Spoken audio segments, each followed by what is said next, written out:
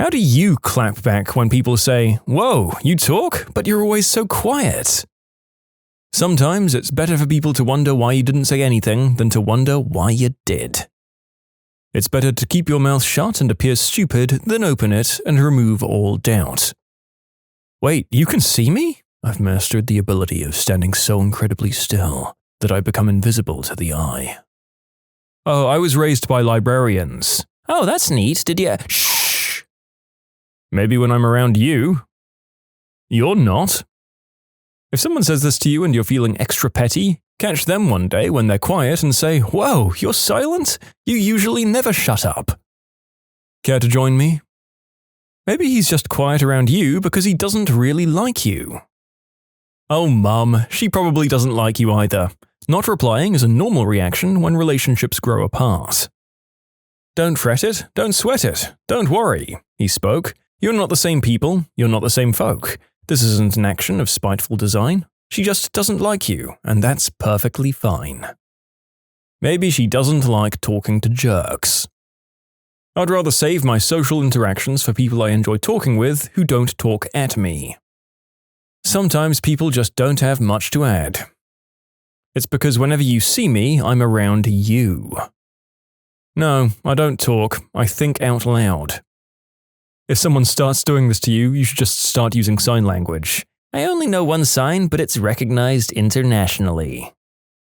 Well, you talk enough for the both of us. There is some incredibly catty and aggressive comeback action going on here, and I kinda love it. Although honestly, I have to wonder how many of these people have actually used these. Case in point, the next answer, which is a film quote. What's your humor setting? 14%. Okay, hotshot, drop that to 9%. Well, you know what they say, quality over quantity. This is especially true with anxiety. You choose words you're absolutely sure you want to say. This isn't a retort, but I've often found that when a social group considers a particular person quiet, it's often because they're not listened to or are spoken over in the group conversation, so they tend to stay quiet. I have a few beautiful friendships with people considered quiet by others simply because I engaged with them and gave them space to reply and listened to them. From that, we realized that we had cool things in common and friendships blossomed from there. People listening to reply, not to hear and engage with what the person was actually saying, is one of our biggest shortcomings as humans. We just don't pay attention sometimes. I just think it's funny how some people can talk so much and say so little. You may talk more, but I say more. If I had more time, I would have written a shorter letter. Blaise Pascal.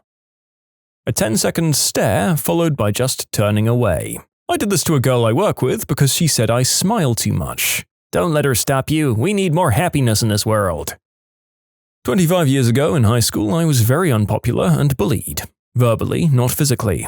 Then, one day I was walking down the hall and one of the semi-popular girls smiled at me. It meant so much to me, more than she could ever know. Because up until then I felt pretty worthless, but at least in that moment I was worth smiling at. Ever since then, I make sure to smile at people at work when I walk by. Not a creepy, open-mouthed, full teeth-baring smile, just a friendly one, because you never know whose day or life will be improved. It's been over 20 years and I still think about that girl from time to time. Thank you, girl from school. You made me feel a little less depressed during a very difficult time. I wasn't successful in the making friends department as a kid either, and then a more popular boy on the bus told me my hair looked pretty in 5th grade and it was life-changing. I would personally opt for staring at the person for 5 hours straight. As much as we want to be defensive when people say this, the reason why they point it out is because it makes them feel self-conscious. I've never really said much more than, yeah, I'm pretty reserved sometimes. They learn that's who I am, not a reflection of how I feel around them personally. They see I've confidently owned it and they end up respecting that. I definitely understand the frustration though. It's such an unwelcome shift of attention and sudden pressure. Witty comebacks just read as rude sometimes though, even though their question reads as rude to us. I've always been someone who speaks very succinctly. Why use lot words when few words do trick? And I've learned sometimes people take my lack of talking as like a power move or something, when the truth is I just don't feel like rambling on for a minute when, oh, cool, works just fine. If they say this, just start making noises. Beep, boop, squirk.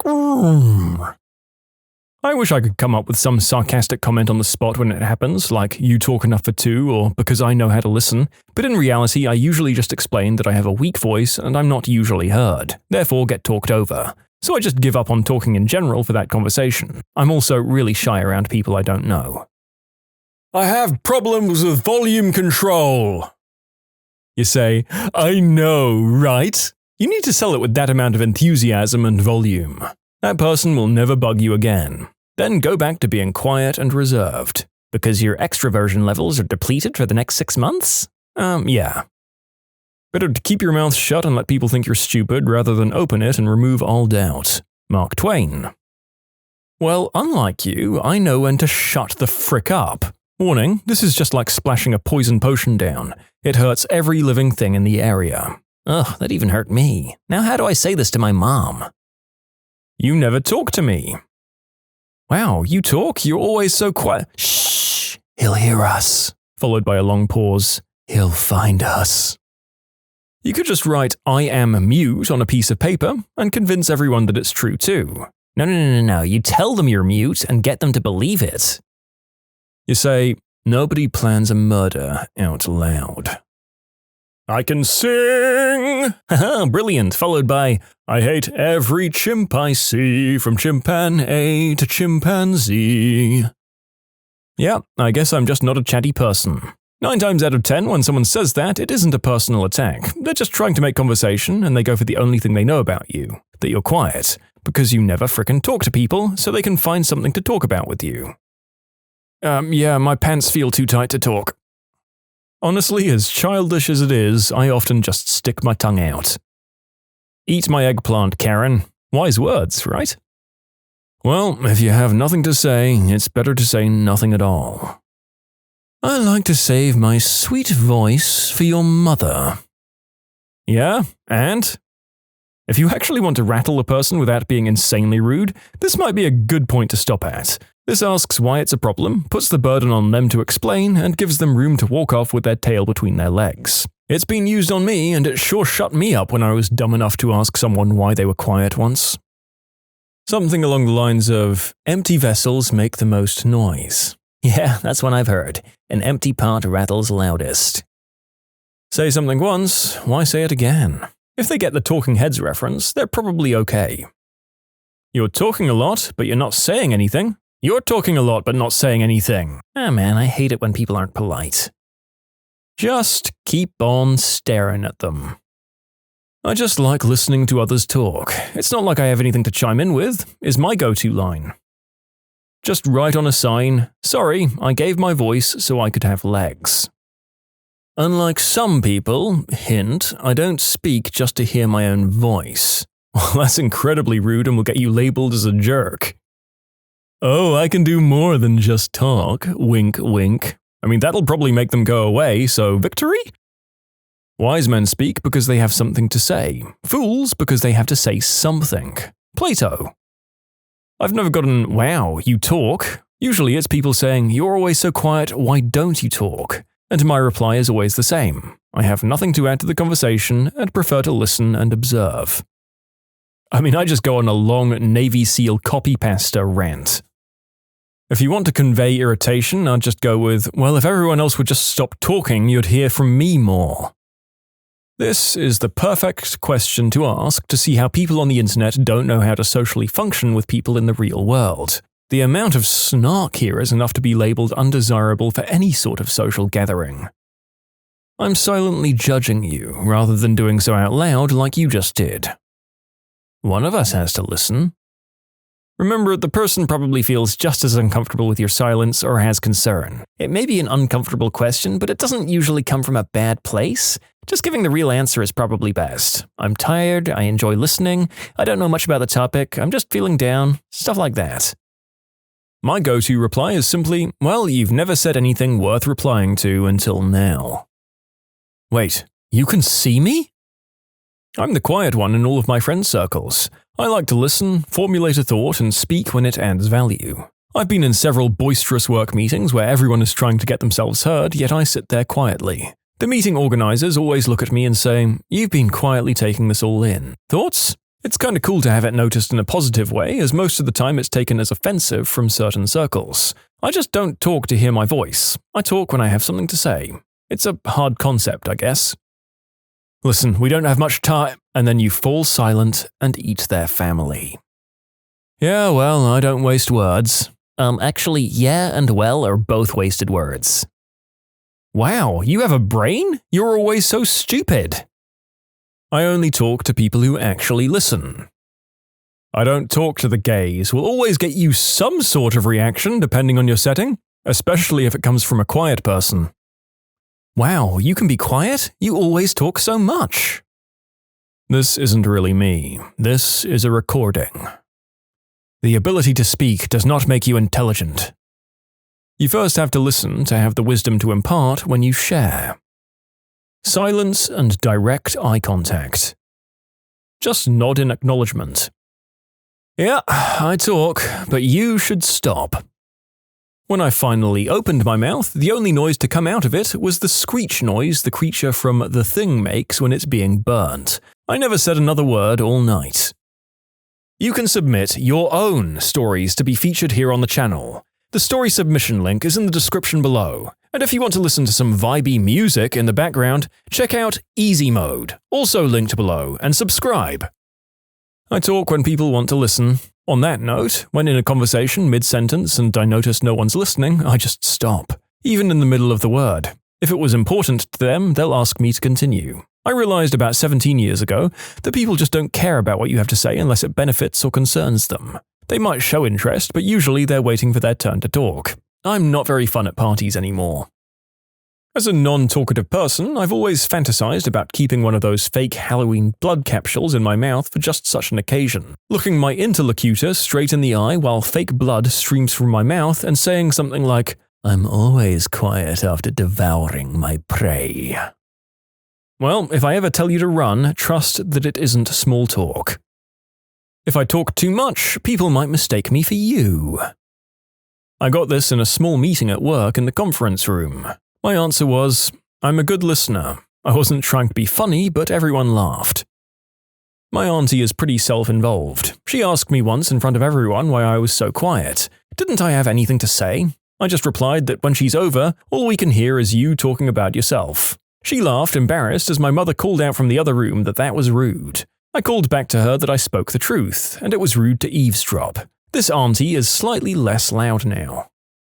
I have spared you from the dark tongue so far. No more. The harvest is nigh. Weep and be laid low. Well, I got your attention, didn't I? I prefer to save my speech quota for those worth spending it on. Everyone else but you says I talk too much. It totally gaslights them. I'm not quiet. I'm thinking. I only talk to my friends. I haven't spoken a word in 28 years. You just never interested me enough to try speaking. I didn't feel the need to contribute. I just immediately stop talking and stare them down until they leave. I think it's much more funny if they stay at the party and then you're just malevolently glaring at them across the room for the rest of it. And then when they go into other rooms, you're just walking until they're in eye contact like an oblivion guard. Less threatening and more just hilariously awkward. I have very few memories, but one of the few I have is from high school English class. The teacher had the desks separated, so half the class faced the other half. Big walkway in the middle. No idea what we were discussing, but apparently I had input that day, which is something that never happened. I didn't talk in high school, save for short talks with a couple of kind of friends or conversations with teachers. So the one time I said whatever few words it was I had to say, a jock across the room sat up, puts his phone aside, and completely dumbfounded, said, "I never heard you talk before." I had no response. I just shrugged and didn't speak again. For the rest of that year, I finally opened up in college.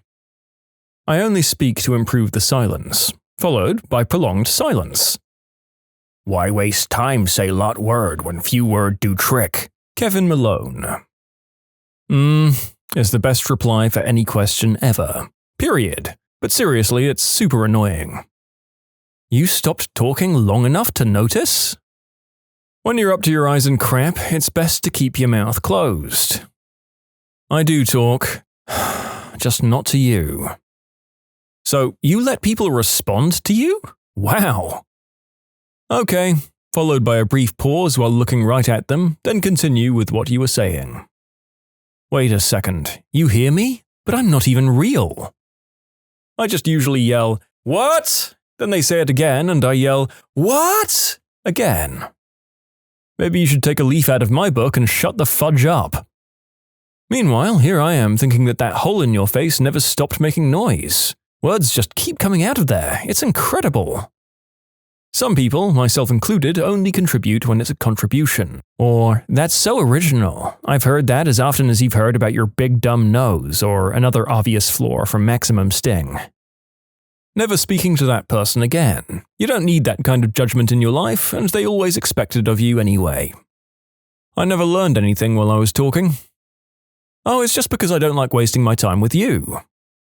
Ignore it and let them get used to it. Best response I ever gave after over a decade of that comment was, my mother always told me it's better to let people think you're stupid than to open your mouth and remove all doubt. Clearly no one ever told you that.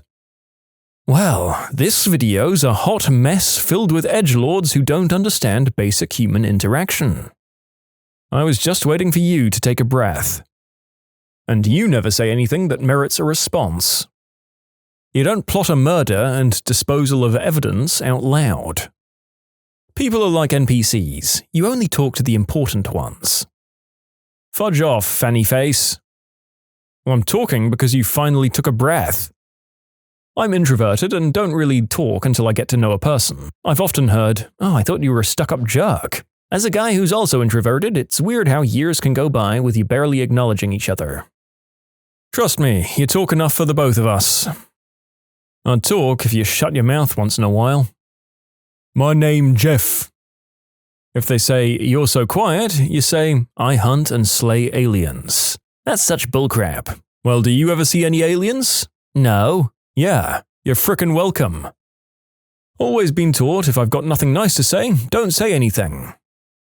I have been talking, your slow bandwidth was buffering. Oh, are you still talking? Well, nobody plans a murder out loud. Fudge off, you cunt. Or you do the Australian version and say, "Fack off, you can't," with their accent. No, you're imagining it. You learn more by listening than by speaking. Benjamin Franklin. What? I talk all the time. You're too busy staring at the narcissist pond of your bewitching self to even notice. I'm not. This is a terrible dream. Your brain is imagining what kind of things I'd say to you. That is such a stupid thing to say, I'd probably just go with a scathing look. Me being quiet is more polite, for you. Unlike some people, I don't find it necessary to speak when I don't have something relevant to add to the discussion. I talk plenty, around the people I like. Sometimes the less said, the better. I only talk when I have something useful to say, unlike you. I either toot or just say, whiz off. Cheers. Brevity is the very soul of wit. Because everything up to now was in order. Is this where you spontaneously kick off an 80s-style fight with everyone at the party because somebody implied you were less than rad? Seriously though, if you say one of these to the wrong sort of person, you could get your butt kicked. I've been quiet my whole life. One day out of nowhere, I blurted out a sentence like it was nothing. Wow, you're still a butthole. I was just waiting for you to shut the F up, and it literally took an entire decade. Hey, you should see me in bed. That's what the government wants you to think. Well, you're awfully talkative for someone who never has anything to say. Have you ever been stabbed in the liver? Sure I talk. To my friends, motherfricker. Silently make them uncomfortable. Maybe it's just because I don't fudging like you, Jeff. Hey, shut the fudge up, Andy. You're always such a D-bag. Happy New Year. I mean, I only really talk when I'm not thinking about doing the deed with your mum. My friend actually got me a shirt that says, "If you can't be kind, be quiet." I might just start pointing to that. An old friend of mine at a party said, "You're so quiet, man. I've always been quiet." True. And then we ended up talking about games. Most of the time it's not meant as a jab, they're just not used to it. Well, you won't believe this, but I can listen, too. I was just waiting for you to pause for air. Wow, you can be silent? You're always so loud. Only if appropriate, of course. A cold, hard stare works wonders. I unhinge my jaw and flap my serpent tongue wildly. Bonus points if I add a peace sign under my chin. Wow, you listen? Who knew? Bosses just sit back and listen. Sod off is my stock response. Haha, I know, but it's okay. Get lost, and then just add your favorite word for male anatomy. Eyes widen. You can see me? Well, there's a reason why we have 2 ears and only 1 mouth. This fudging hole is for truths, not bullcrap. Start counting down from 10, while reaching into your pocket. I learn a lot more when I'm not the one talking. I'm quiet because I like to think before I speak. You talk a lot for someone who never says anything. Your mum. Well, indeed I do, my friend, and that's just one of my many hidden talents. Empty cans make the most noise. Landlords, who are your tenants from hell? When I was a little kid, my parents bought a cheap house in a neighboring town and fixed it up to rent. 2 young women moved in and they were great. Just out of college, working entry-level and kind of getting by, no trouble. They called at 6 p.m. on Christmas Eve because there was a spider. My dad called back when we got home from church service and asked them what they wanted him to do. They said they wanted him to kill it. So he went out on Christmas Eve to kill their spider. They seemed to think that this was normal, like about on par with what you'd expect your landlord to do if your water pipes burst on Christmas Eve. It was the least he could do given the situation. It's not a tenant from hell story by any stretch, but it does make me laugh. He told me that I wasn't allowed to move out until I could kill my own spiders, because screw that.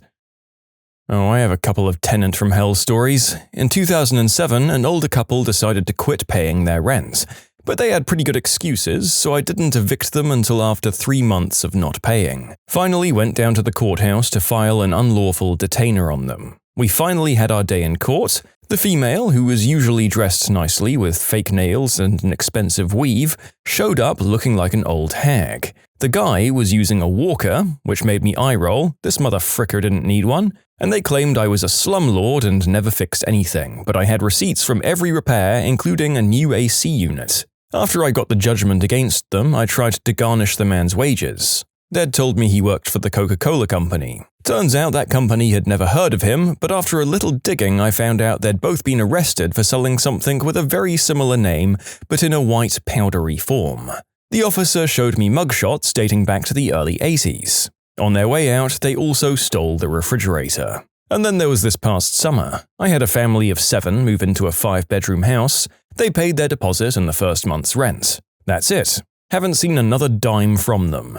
To top it off, they didn't get the power switched to their name, so I got more than a $400 power bill. About a month ago, I called the water company. Turns out they never had the water turned on, so they've been stealing water too. The water company pulled the meter. I'll be the one paying to have it put back. When I gave a 24-hour notice to do a walkthrough with police present, the woman answered the door and told me, "You can't come in and we'll get out when you follow all the procedures and the sheriff kicks us out." You know, I think they've done this before. Oh boy, that second group is hard for me to villainize, to be honest, because they were likely quite desperate to be resorting to back-to-back squatting with that many kids. Still, and I can't believe I'm saying this, you can't blame the landlord for kicking them out. Yes, I'm doing this video to try and get the perspective from the other side, and yes, in regular life I still err on siding with the tenants when there's any doubt. My dad owns quite a few apartment buildings throughout Colorado. One summer while I was in college, he was between managers for one of his 80-unit properties, so I acted as the stand-in manager until he hired a new one. I can't say she was the worst tenant per se, but I definitely have a few stories surrounding one woman who we'll call Kate. One day we were served a notice that Kate was taking us to the small claims court. Why? Because her in-unit washing machine wasn't working. Had she reported the problem to management? No. The maintenance man and I entered the unit that afternoon to fix the washing machine. What was the problem, you ask? It was unplugged. In the same summer, my dad woke me up at 2 a.m. saying the local police department is at the apartment on a shots fired report. When I arrive at the place, it's lit up like Christmas with squad cars. There must have been like 20 officers at the scene. What prompted the call? Kate and her bimbo friend were walking back from bars hammered. They heard 2 loud pops and decided someone was firing at them. What had actually happened? 2 guys launched a bottle rocket from a nearby balcony. Also worth noting that this happened on the 4th of July. The unit that Kate lived in was townhouse style, with the first floor consisting of 1 car garage and a staircase leading up to the living area. My dad's manager was posting a few available units on Craigslist when they happened upon another curious posting. Kate had posted the garage for rent on Craigslist under the premise that somebody could live in the garage and they'd be able to come upstairs to use the kitchen and restroom. The manager immediately marched over there to notify Kate that her posting violated the lease, which specified no subletting, and the Colorado Housing Code, which specifies a maximum occupancy of 2 people per bedroom plus 1. Kate lived in a bedroom with her husband and child. Kate was unable to comprehend what the manager was saying. She just kept repeating, "But think of all the extra money we could make each month." My dad said she couldn't simply wrap her head around the fact that her idea would be violating a legally binding agreement and the state housing code. They had to get her husband involved to have her remove the post. Kate called us on Christmas Eve one year complaining that the heat wouldn't turn on. My dad's a good guy and doesn't mess around with things like tenants being without heat, so he immediately got up from the holiday dinner with extended family to go and fix her problem.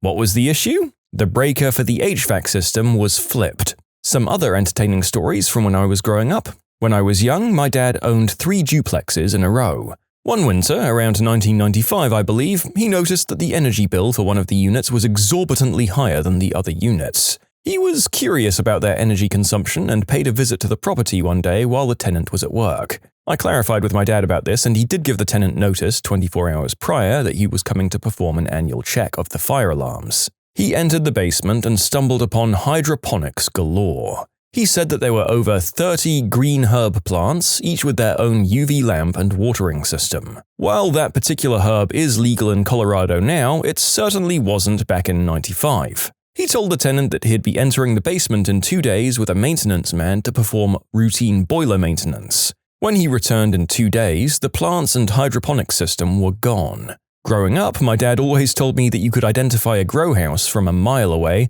because it was the only house on the block that didn't have snow on its roof. He also leased 2 or 3 units from that 80-unit apartment to the local Mormon church. The idea was that the church would house their missionaries in my dad's units while they completed their mission. As a result, the apartment inhabitants would rotate every year or so. Well, one rotation, my dad had a particularly un-Mormon batch of Mormon missionaries. This batch threw rages so loud that the noise could be heard 4 buildings away. They were also known to frequent the local escort services and associated substance scene. As you may imagine, my dad had quite the uphill battle to fight when it came to addressing the missionaries' extracurricular indiscretions with the Mormon church. I do believe he eventually did successfully evict them, though. He's also buddies with one of the local mailmen. Whenever he has a tenant that screws him over by trashing their apartment or moving out in the middle of the night, the mailman will tell my dad their new address. My dad gives the mailman a gift certificate for a steak restaurant and a nice bottle of whiskey for Christmas every year. They've had this arrangement for about 10 years. This happened to my friend's rental. This one tenant gets evicted, and instead of trashing the place, they cut off chunks of drywall, put dead fish in the walls, and seal it all back up. The tenant was a carpenter. The owners couldn't figure out the smell for weeks. They repainted, got it professionally cleaned a few times, and searched endlessly. Eventually, they figured something died in the walls and started knocking holes in them. Turned out to be that piece of crap move by the tenant. I had a tenant remove the kitchen island and bring it outside by the pool because they needed an outdoor serving area. The narrator couldn't find confirmation of what material said island was made of or how extensive the work was to get it outside, because that's potentially a whole ton of work just to move outside a mostly wooden island that would get destroyed by the weather. These tenants are more stupid than malicious, though. You can submit your own stories to be featured here on the channel. The story submission link is in the description below. And if you want to listen to some vibey music in the background, check out easymode, also linked below, and subscribe. I have a crazy, manipulative tenant. She looks after the place well, but I wonder if my psychological damage is worth it. Early on in the tenancy, she complained about the shower curtain sticking to her. It's a shower-over-bath setup, and since she pays her rent reliably and keeps the place clean, we thought, oh okay, what the hell, and we paid to have a glass screen put in. We specifically instructed that the glass screen go in front of the shower head, as any sane person would, and after it's installed, I get a complaint from her about how she has to turn the shower head 45 degrees to stop the water hitting the ground. I go to inspect and find that the glass is inexplicably at the other end of the bath. Turns out she had insisted that the installer ignore our instructions and put it there for whatever fricking reason I don't know. I told her that since she had countermanded our instructions on something we were paying for, that it was now a permanent fixture in our property, that she was lucky we didn't charge her for it, and that she was going to have to live with the setup she had insisted on. She asked if she could put a cat flap in the back door. We agreed on the provision that she pay for it herself. See, we're learning. We also insisted that it be a proper cat flap, not some home dodgy version. She puts in a rubber cat flap door, which I personally wouldn't have gone with, but whatever, she's happy, so we let it go. Little did we know what that was leading towards. After the first winter in the house, she emails us copies of her electrical bills and says that the house needs better heating because her bills are too high. Looking at the bills, we agree that the house must need better heating, and we invest in a 7-kilowatt Daikin split system. She tries to tell us where to put it, and we tell her that the installers have designated this one spot as the most effective, and that we're not open to alternatives. We instruct the installers to refuse to shift the unit, see, we're still learning, unless they deem it to be superior because she's not paying for the damn thing, we are. After the installation, the installer says to us, hey, just to let you know, the reason her bills are so high last year is that she pulled the cat flap into the open position and left it hooked up that way all winter. She created a deliberate hole between the inside and outside and left it fully open for an entire season and then complained that her heating wasn't effective, all so that she could score an expensive new heater that wasn't required. At this point I started thinking, is she really that manipulative? Would anyone deliberately freeze themselves just to make me fork out thousands of dollars for new heating? Is it really that important to her to screw me over for no purpose? Surely not. Surely not. Next, she asked permission to get a dog. We said yes. She then told us she had purchased a puppy and it would be ready in 3 months, but oh hey, that side fence needs replacing or else he'll get out. The fence probably would have needed replacing within 7 or so years anyway, so we figure, okay, that's probably not entirely unreasonable, and we agree. We're not keen on the way she's manipulated things by getting us to agree to a pet and then using that to pressure us, but we take the attitude that if we get the fencing job over with now, it's done and won't be a problem later. Then she says that the neighbors are substance users, and so she wants the fence extended down the driveway to stop them hovering near her car. We see her point, the neighbors are definitely criminals and constantly in trouble with the police. So fair enough, we think, and say that we'll be looking into doing that as well. Then the neighbors were evicted a few days later, hurrah! And social services put the house up for sale. We put the fence on hold until the sale goes through. A nice bloke buys the house and starts renovating it for his family. Great guy. We replaced the fence at our expense and he helped with the labor. However, we're not learning fast enough. In fact, we're total fricking idiots because it seems that now she's not getting that dog after all. The dog ploy was sufficient to get the fence replaced, and now there's no dog necessary. She has a shiny new fence, but she's not happy. No, she wants that fence extension put in. But, we point out, the new guy is a quiet family man and no threat to anyone. There's no need for a fence extension, so we'll not be putting one in. You have a brand new fence, be happy. She is not happy. She sends me a text about a week later saying that she really needs the fence extension put in because, and I quote, the police are all over and there's dead bodies in the street. As you can imagine, I'm floored by this. Aside from the now long evicted ferals, the house is in a nice street mostly populated by retirees. It's not by a long stretch any kind of ghetto. I ring the new neighbor to confirm and he says that no, there's no police anywhere and that street is, as usual, quiet. He questions whether perhaps my tenant is schizophrenic. God knows. Maybe. I think it's more likely she's just compulsively manipulative because she's got a very clear endgame in all of this, and she's showing remarkable dedication to coming up with complete bullcrap to achieve it. But anyway, back to the police in the streets and dead bodies everywhere issue. Turns out there was an accidental carbon monoxide death of 2 people on a boat moored at the nearby bay, and police were attending the accident. No crime, nothing but a tragedy a couple of blocks away, which was being attended to very respectfully by the authorities. I tell her that no fence extension is going to be forthcoming. End of story. Or so I think. A few weeks later, she tells me that she needs the fence extension because the neighbor's gate keeps swinging into her driveway and hitting her car. I pop around to speak with the neighbor because God knows I don't trust a single word that comes out of the tenant's mouth, and while I'm there, he demonstrates that, lo, the gate cannot in any way enter her driveway, even in a gale, even if he swung it really hard. It can't enter here or there, it can't enter anywhere on her property, because the gate is inset from the end of the fence, and there's literally no way for it to swing past that point. At this stage, I told her through gritted teeth that I've spoken with the neighbor and that her car is safe from his gate. In the 3 years she's been with us, she hasn't had a rental increase, and she's always paid substantially under the market rate because it was more important to me to get someone who looked after the property than to get the best price for it.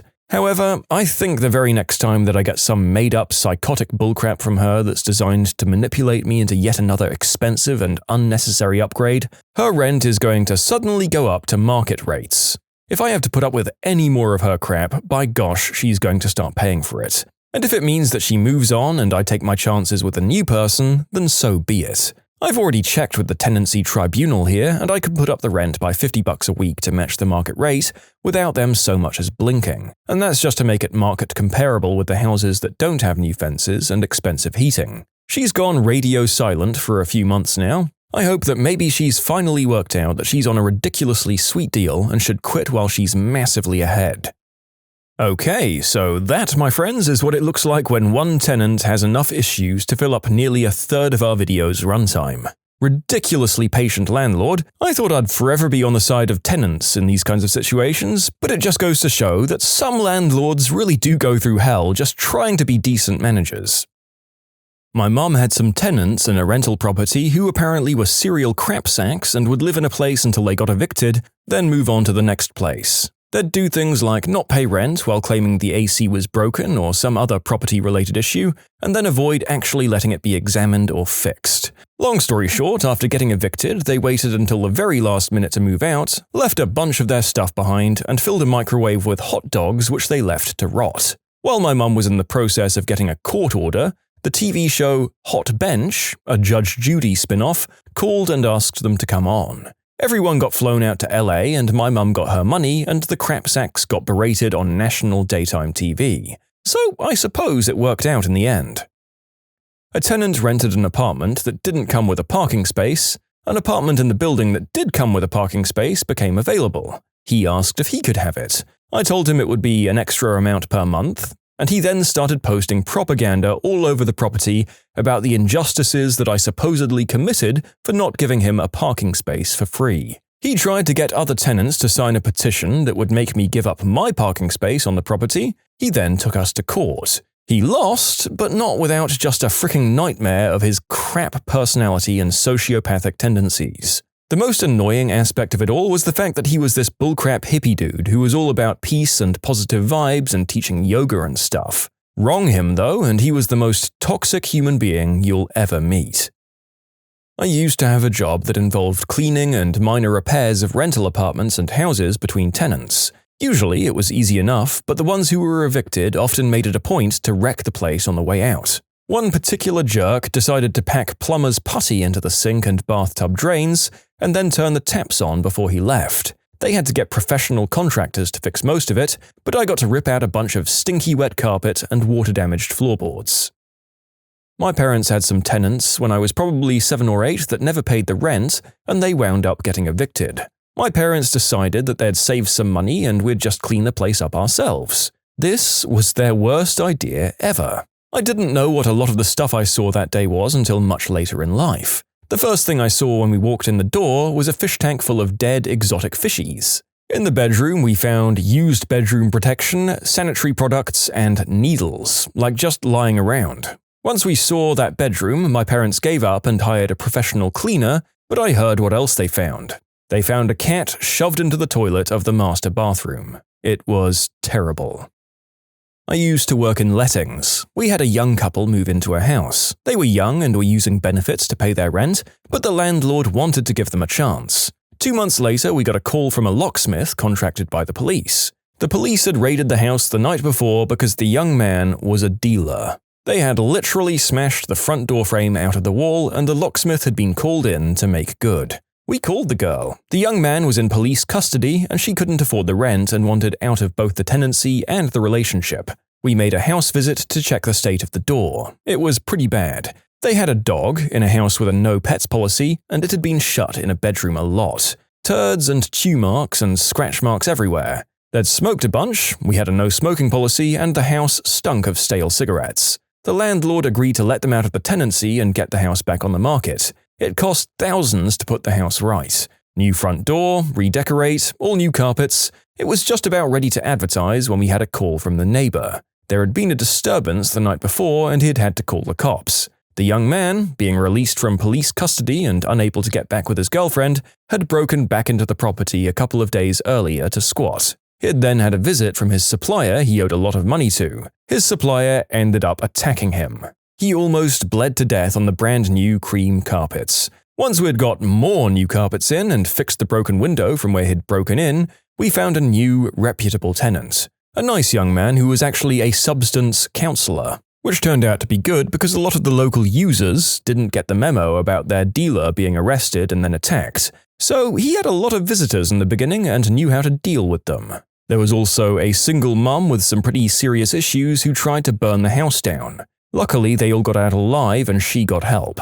And finally, another guy threatened to attack me because he owed rent and couldn't pay, and I made him feel guilty. He got a visit from the cops, what with me knowing where he lived and all. But my favorite story was the tenants who lost their postbox key. The landlord posted them a new one. 2-bedroom unit rented to 2 girls, grown women mind you, with jobs. They complained that there were roaches. The previous tenant had had no roach problems. We'd even cleaned it and seen none. So we get it taken care of, and they still complained they were there. Now, we're thinking she or her roommate brought them. Skip to them both leaving on October 31st. We get the key and check the unit. It's trashed. They left behind a bunch of bottles on the counter, glasses, plates, cutlery, clothes, shoes, food just all over the place, and roaches. Lots of roaches. We called the junk removers. They don't remove unless it's roach-free. So we called pest control. They advised to remove things before they do their jobs. Frick my life. My parents have owned properties for a while, so there's a number, but the one that I'm personally invested in is the last tenant. They decided to rent out my childhood home, and I suggested it to a coworker. I'd worked with this woman for several years and thought she and her family were decent people. I trusted them. They brought bed bugs into the place, did quite a bit of damage to the walls, and also pulled out and sold the 100-year-old hardwood trim. They removed the central air unit and sold it, and just generally messed the place up. They then proceeded to skip town after being kicked out once they found out that their wages were being garnished. Show up to your court dates, kids. Having tenants leave behind a pile of trash, horrifying bathrooms, and holes in the walls is common, but I hold a bit of a grudge on this one specifically. Americans. What makes you glad that you don't live in Europe? In America, I'm really glad that almost everything is open on Sundays. I lived in Germany for a few months and didn't plan groceries right that first weekend. Grocery store was closed. I didn't have anything to eat, so I walked into town to find a restaurant, and the only thing open was Pizza Hut.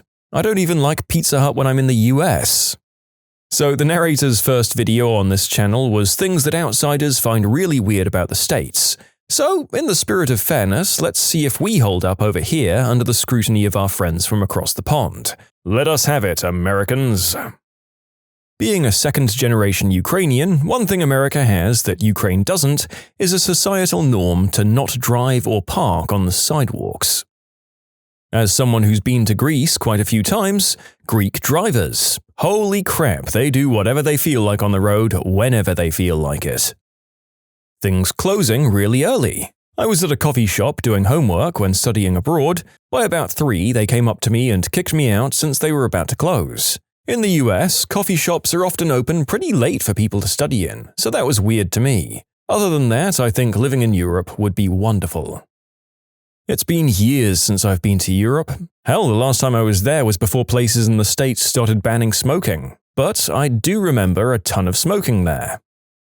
I know this isn't all of Europe, but I'm glad that in the States we don't have those taps that have two separate spouts for hot and cold, with two faucets. They just seem like such an inconvenience. Nothing quite like washing your hands as fast as you can under the hot tap before the water reaches the heat of 1,000 suns and melts your skin off. As a disabled person, all the damn stairs. I'd love to visit France, but the stairs.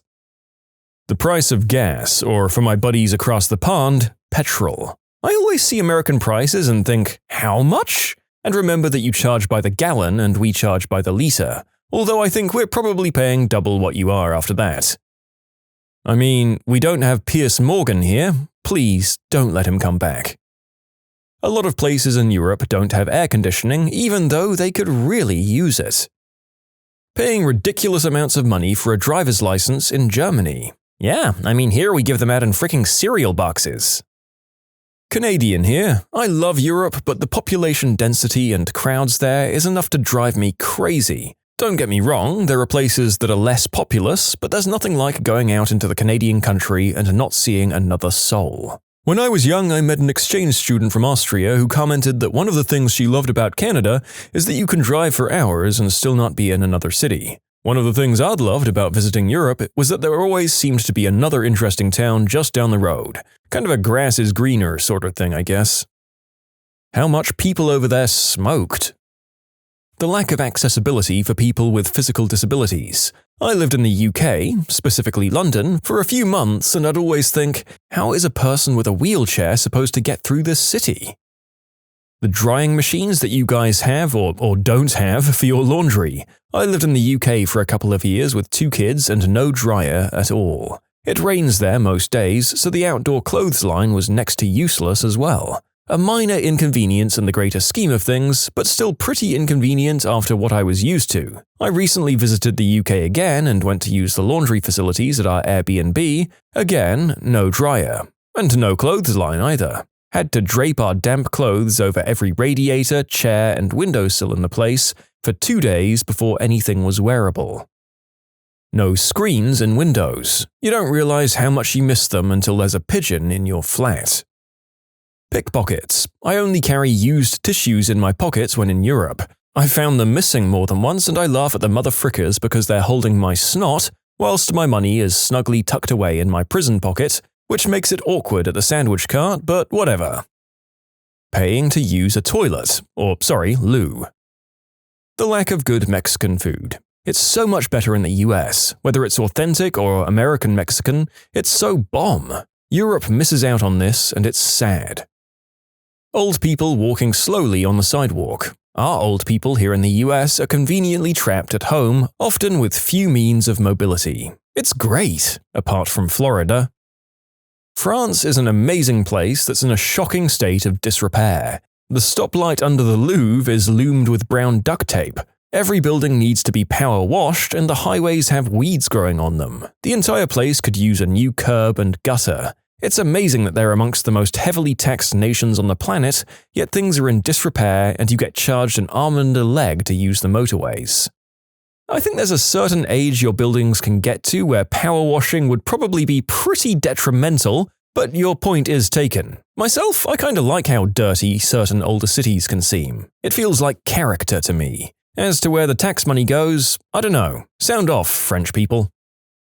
From my few trips to Europe, only France and Greece, I'm happy that we don't have the high smoker to non-smoker ratio, the sheer density of population they have in some places, the water scarcity, so many tourists. I know tourism is good for the national economy, but I'd go crazy if I couldn't access my favorite spots because there are always tourists in the way. And finally, that warm weather. It's too much.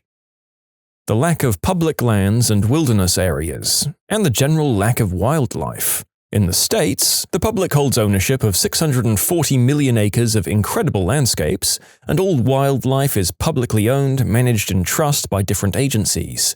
I can plant my feet anywhere on that ground and feel completely free. It's as much mine as anyone else's. I've spent a lot of time in Europe, including 2 18-month stints in Budapest and Rotterdam. I love a lot of the culture, the architecture, and history. I fully plan to return to visit. I'm just unable to live somewhere long-term where I can't take to the wilderness and roam free whenever I want. It might be the most beautiful thing about the United States. This isn't an attack on Europeans or some kind of blame game. This is an incredibly important subject. It deserves a nuanced conversation, not social media's forte. I encourage you to do your own exploring and research, see what's worked and what hasn't. The truth is, the US got lucky early on. We had a president and a large group of outdoors people who recognized that we were about to effectively eliminate wild places during westward expansion, and they did something about it. They assigned value to these places before it was too late and managed to enshrine it as a chief American value. European peoples, my ancestors among them, had a lot more time to settle and resettle most of the continent before Western civilization had the luxury to start thinking ahead. There's also great European organizations working to increase, restore, and improve what remains in the wilderness realm. It's a totally different experience from the US right now. I've only been to Europe once, specifically Germany, Austria, and Switzerland. There's a lot that they do better, but the one thing I didn't like was that sparkling water is somewhat standard there, and also that they don't ice their drinks. I can deal with no free refills and the fact that water isn't free, and I was prepared for that, but I hate sparkling water. I didn't know I had to ask for no gas at first, and that was an unpleasant surprise. Wash-down toilets rather than siphonic toilets. Basically, American toilets, or the siphonic ones, flush using the siphon effect of water to forcibly remove the bowl contents. European toilets, wash-down, flush by running a bunch of water through the bowl and praying that the contents go away. My wife and I were starving and went to a Burger King in Italy. Everything was just like any other Burger King except for when we sat down and took out all our food, we couldn't find the ketchup. So I looked all over for the ketchup near the soda machine, but no go. Finally, I had to break down and bother the serving person for some. Turns out you have to pay for ketchup packs. The server saw the shock on my face and actually apologized, needlessly as it wasn't her fault. Other than that, I loved everything about Italy. Okay, to answer all the replies I'm getting, I hate to do this, but due to the unending parade of morons who just can't fathom that an American would dare to eat fast food in Italy, I spent 2 weeks in Italy. My wife and I ate out every single night and we sampled all of the great food that Italy has to offer. We literally ate our way through Milan, Monza, and Lake Como. Except for one fricking night. You see, we checked out of our hotel in Milan and drove straight to Monza to attend the Italian Grand Prix. Due to the parking situation at Monza, we had to park at a soccer stadium a few miles from the track, and from there take a shuttle that drops you off still 1 mile from the stands, leaving you to walk the rest of the way. We had an Airbnb waiting for us in Lake Como and our hosts were waiting for us, and it was still over an hour drive from the track. So, after walking a mile out, riding the shuttle again, and having not eaten all day and not wanting to keep our hosts waiting, we opted for Burger King, which was directly across the street from the stadium parking lot. It's sad that I'd even need to explain this, and sadder still that 20 fricking idiots simply can't fathom the possibility that someone in Italy might want fast food once in a while, or have other reasons for choosing a quick meal. I'm sorry for all you petty trolls and your small, miserable existences. Okay, although I'm laughing a little bit at this commenter's fury, I do understand their sentiment. I assume that Burger King exists in Italy because sometimes on a blue moon, those culinary gods and goddesses do in fact eat it. Otherwise, it couldn't survive, not even on the massive tourist population there. Italians eat Burger King, so let's go easy on this guy. How hard it is to get meals outside of mealtime. In America, regardless of what hour of the day it is, you can be reasonably sure of finding some kind of restaurant open. Even at 2 a.m. you can find a Denny's or something. Most restaurants, outside of really fancy places, don't close down between mealtimes, so you can go in at any time during operating hours to get food. Compare that to places where all the restaurants are only open during mealtime hours, and you're out of frickin' luck if you get hungry at 10 in the morning. The last time I left the USA was in the 90s, and things might be different now, but that's what frustrated me about my trip. And the number of people writing to me, just buy groceries and make your own food, when I'm talking about an experience on a vacation is astounding. Of course I'd just make my own food if stuff was closed and I lived there, that's what I do at home. You're a bit limited when you're on vacation though. You can submit your own stories to be featured here on the channel. The story submission link is in the description below. And if you want to listen to some vibey music in the background, check out easymode, also linked below, and subscribe. Well, I am European, well, I was until a few weeks ago, thanks Brexit, but I hate how in some countries such as Spain, Turkey, and Greece, the sewage system can't handle toilet paper, so you're expected to put it in a bin besides the toilet. I remember being at a water park in Corfu, and the bin was overflowing with used toilet paper. Nasty stuff. My experience in London included walking back to my hotel at 9 p.m. on a Tuesday and seeing lots of people at the bar across the street drinking, and then going out at 10 a.m. on the Wednesday morning and seeing a lot of people at the bar still drinking. If having a drink with friends makes you happy, by all means go and do that. Personally, how much drinking I saw in London made little Miss Priss me a bit uncomfortable. Okay, breathe, people. If you're that annoyed about a stranger commenting on it, go have a drink and blow off some steam. There's a sense of claustrophobia I get in Europe. Everything seems tighter. Doorways, streets, alleys, hallways. The hotel I stayed at in Rome had a bed that wouldn't have been acceptable for the most budget motel in the US. There's a sense of being taken advantage of at restaurants with nickel and diming. Bread? That's a charge. Butter with your bread? Another charge. The US has plenty of issues, but I like the wide open spaces. Since I seem to be hurting people's feelings, I do really like your border guards. They're very welcoming and friendly. I apologize for what a rude welcome Europeans get when they arrive in the US. Also, I concede that some issues are related to old cities and tourist traps, and things might be better in the countryside. So here's a list of things I liked and didn't like about your specific country or city to give a more nuanced and positive review. Rome, I liked the Pane el Salame restaurant. I spent 2 hours and 20 euros on a bottle of wine and a giant charcuterie board. Favorite restaurant in Europe.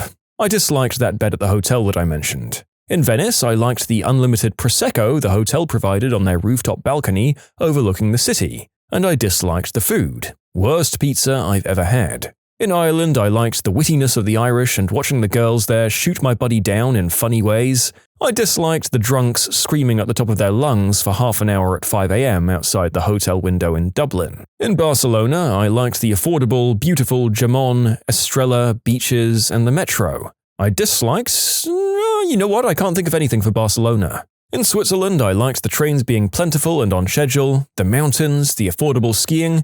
I disliked getting charged $2 for tap water in Zurich at a restaurant. In France, I liked the amount of care and seriousness the French put into what they make, from macarons to croissants. I loved the history, like seeing the old walls of Paris in an underground parking garage. Like, that kind of history is just normal in everyday life.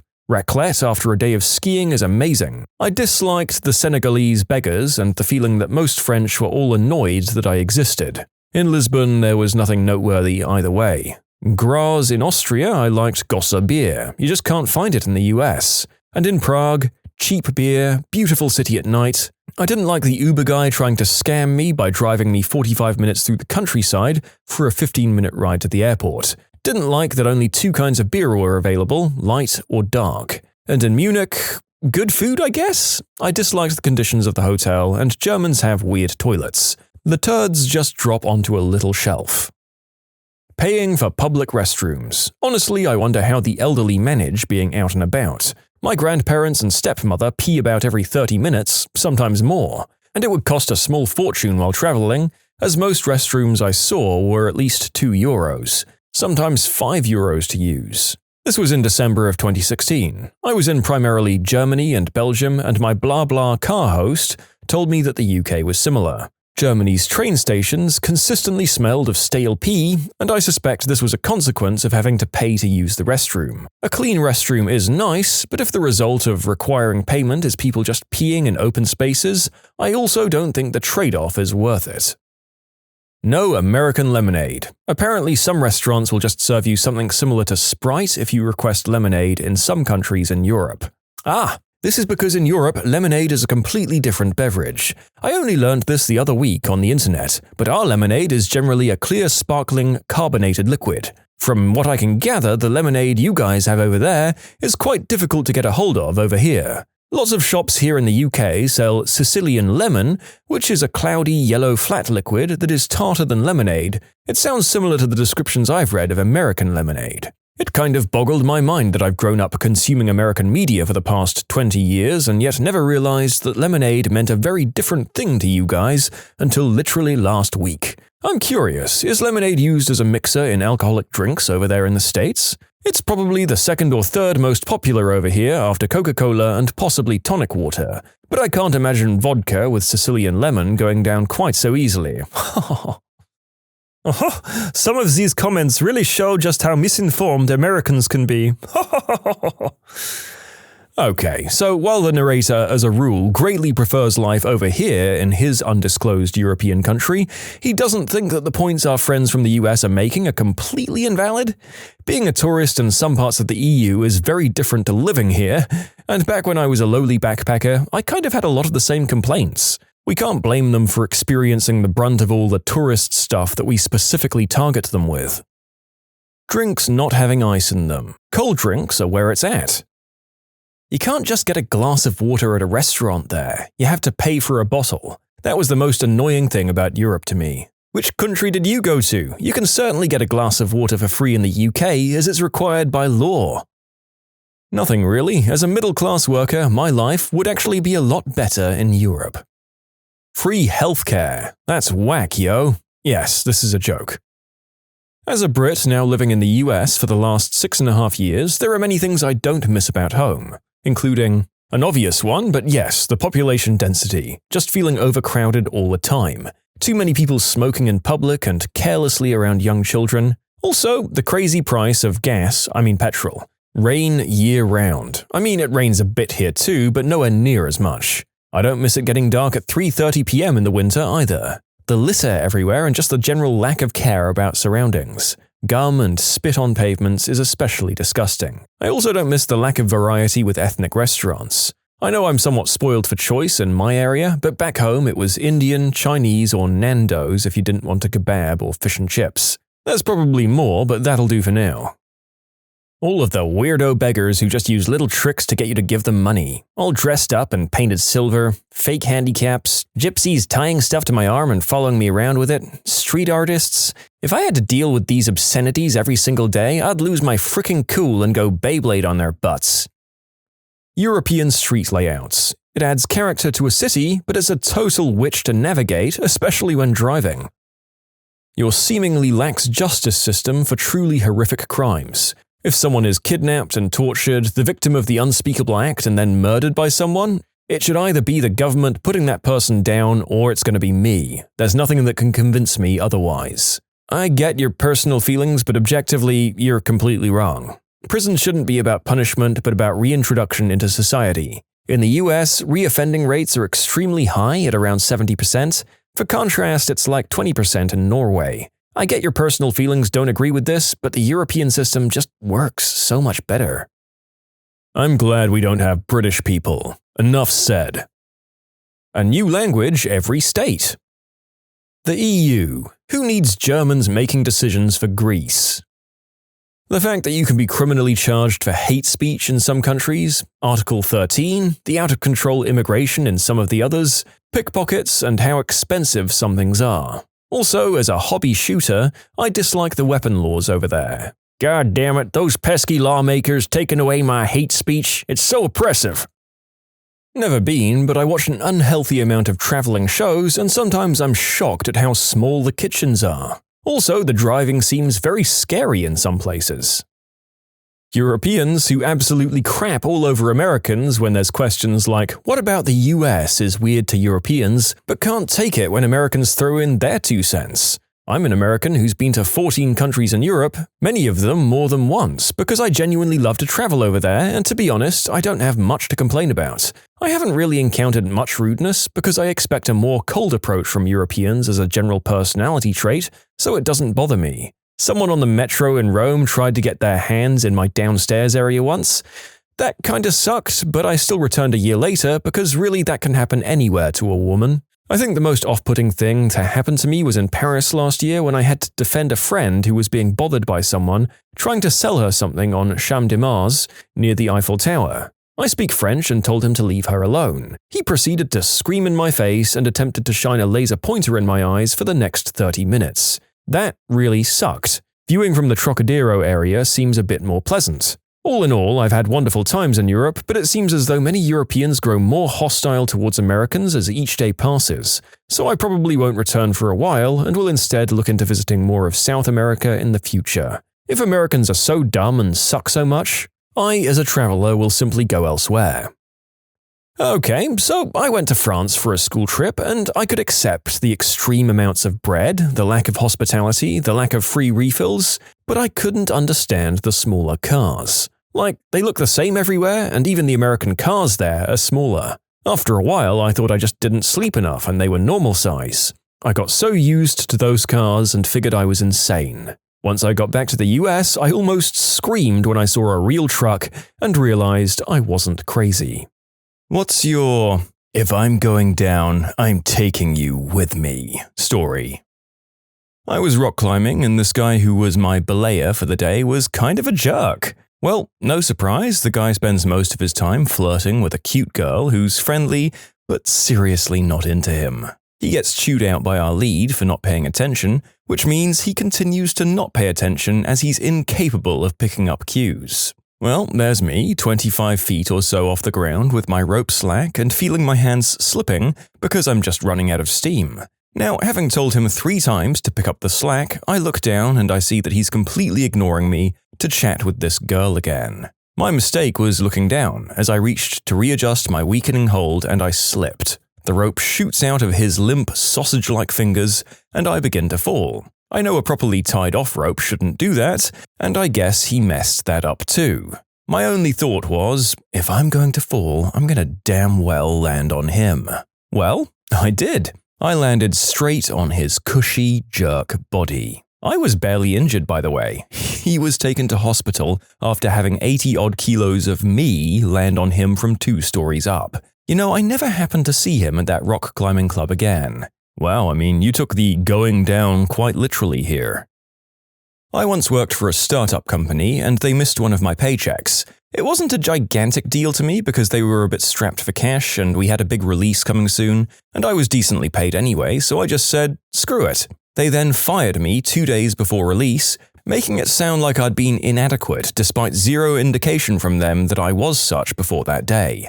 So I made the proper legal arrangements to recoup my missing paycheck and told them I'd be going to Labor and Industry. I'd already filed a complaint. Because if they were going to fire me out of nowhere after I worked 70 hours a week for over a month to try to meet their deadlines, I sure as frick wasn't going to cut them the slack of an entire paycheck. I got my paycheck, they went out of business because they were corrupt and had been misusing investor funds for years, and this was unbeknownst to me by the way, and I laughed all the way to the bank. When I was stationed in Korea, my sergeant threatened to tell command I was drinking underage. Fortunately, I had pictures of our squad drinking and he was present in them, so I told them I'd show them to command if he told on me. Checkmate, Sarge. Now hand me another beer. Whenever you're going to turn someone in for a crime, make sure there isn't direct photographic evidence of you being completely complicit in it. I'm notorious in my friend group for having a fear of water. I'm okay in pools since you can hopefully see the bottom, but even shallow lakes, rivers, and oceans are a no-go for me. Some of my friends ended up renting a boat and they wanted to take it out on the lake and begged me to come out. I kept telling them no way in heck would I ever willingly go out and sit in the middle of a lake. Finally, I caved because, I don't know, they were friends and they really wanted me to go. Someone said it could help me face my fears. Even though I didn't plan on getting in the water, I'm not going to wear jeans to the sunny beach, so I left my wallet, keys, and phone in the car. Within 10 minutes of getting to the middle of the lake, the buddy who suggested I face my fears, and I think his brother, asked me if I've got the time. I shrug and tell them I left my phone back in the car.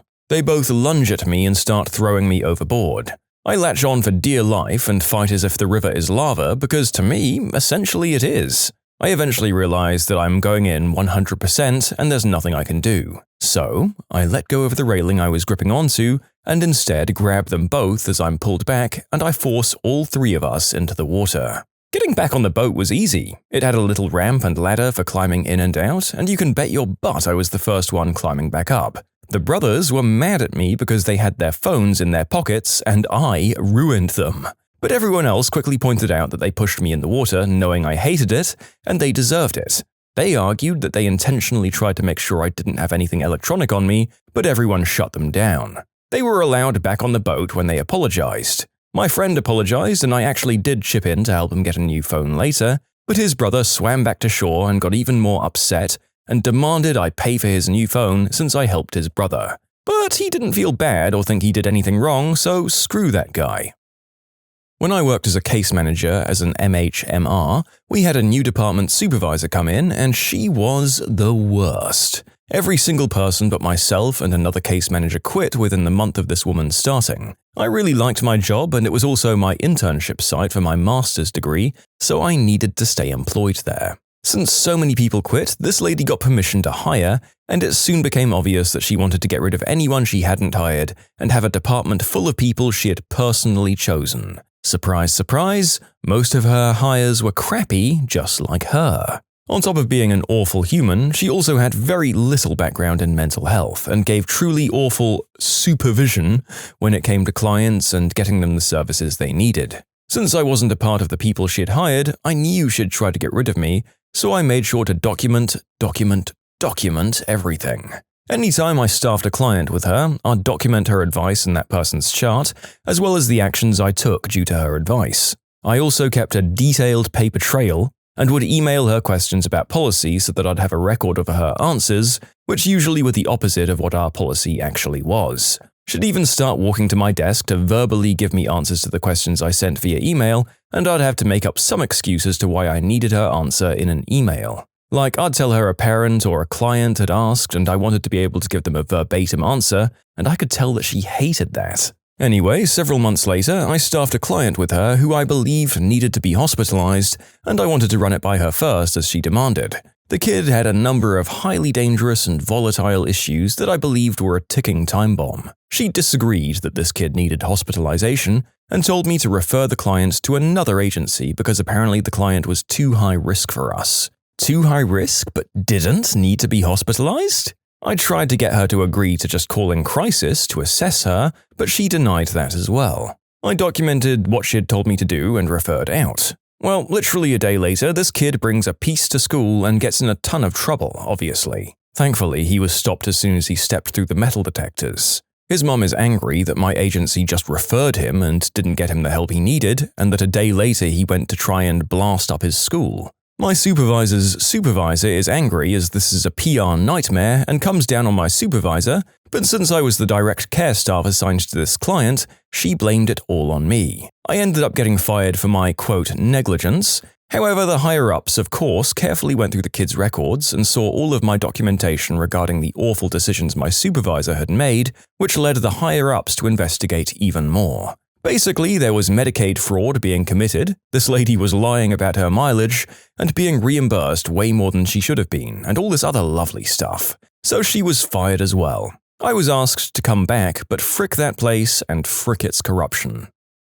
When I was in the 8th grade, we had to create a presentation on a book we'd just read, including a skit from one of the scenes. Here's the best part. We were forced to work in groups. Being an introvert, I hate group work. What I hate even more is when your group mates don't do their work. The day we were assigned the project, we decided to divvy up the slides equally. It was a Google Slides, so we could all contribute to the same document. The class ended, and I'd already finished one of my slides. One boy only changed the color of his title, and the other two didn't do anything. 2 days later, I'd finished all of my slides. No one else had done anything. I offered to start the script for the skit since I'd finished, and asked for the others to contribute. Nothing. A couple more days passed, I'd finished the skit as well, and all of the other slides were still empty. Finally, the night before the assignment was due came, I'd hoped that even a title had been added. The slides were still empty. I finally decided to just finish it myself. I was up until about midnight and the slides were not the best quality. Finally, the presentation day comes. Of course, my group mates felt absolutely no remorse for doing no work. It was our turn to present, and my group mates nominated me to present. I finally decided to show them the consequences of their actions. I told them that we were all to present the slides we were supposed to work on. They obviously didn't know what they were doing and were extremely unprepared. My grade went down, but theirs went down even more. There's an old university saying, At my funeral, I want my group project members to be my pallbearers so they can let me down one last time. We all salute you for lurching out of the coffin and punching them all in the twig and berries on the way down, author. When I was in university, I did a 6-month exchange program in Spain. I took 4 classes while I was there and all had an equivalent credit at my university in Canada. I was getting A's on all of my classes except one class where I was really struggling, and getting a failing grade on an assignment in that class finally broke me. The professor of this class was the worst. It was an intermediate Spanish class, and he was marking us like he thought we should all be writing Shakespeare. Not only that, but how he told us to complete assignments versus how he marked them would be completely incongruent. He expected us to be doing things that he never taught us, and he shouldn't have been expecting in the first place from an intermediate Spanish class.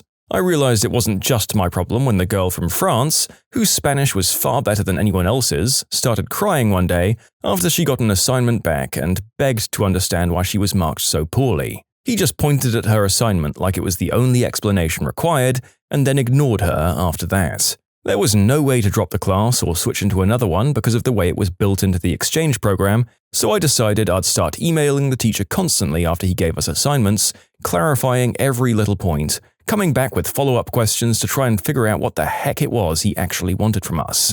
I was spending way more time on assignments than they deserved. This way, if I failed, I'd have this record showing how hard I was working in the class to bring to an administration if I needed to fight it, and all the discrepancies between how he provided assignments versus how he marked them. A couple of days before the final exam teacher evaluation forms came around, I could tell by how long it took us all to turn them in that I wasn't the only one in class unloading on this guy. This was his first semester teaching at the university, so if his teacher evaluations didn't go well, he wouldn't be invited back. If I failed this class, then at least that jerk wouldn't be doing this to someone else next semester. We get our final marks a week later, and I've managed to pull a C- out of my butt. Great, just squeaks by. Then with final marks dispersed, he's allowed to see his teacher evaluations. He sent an email to the entire class that night and lost his fricking mind. We're talking about sections with all caps, multiple exclamation marks, telling us how stupid we all are, and how we don't know what we're talking about.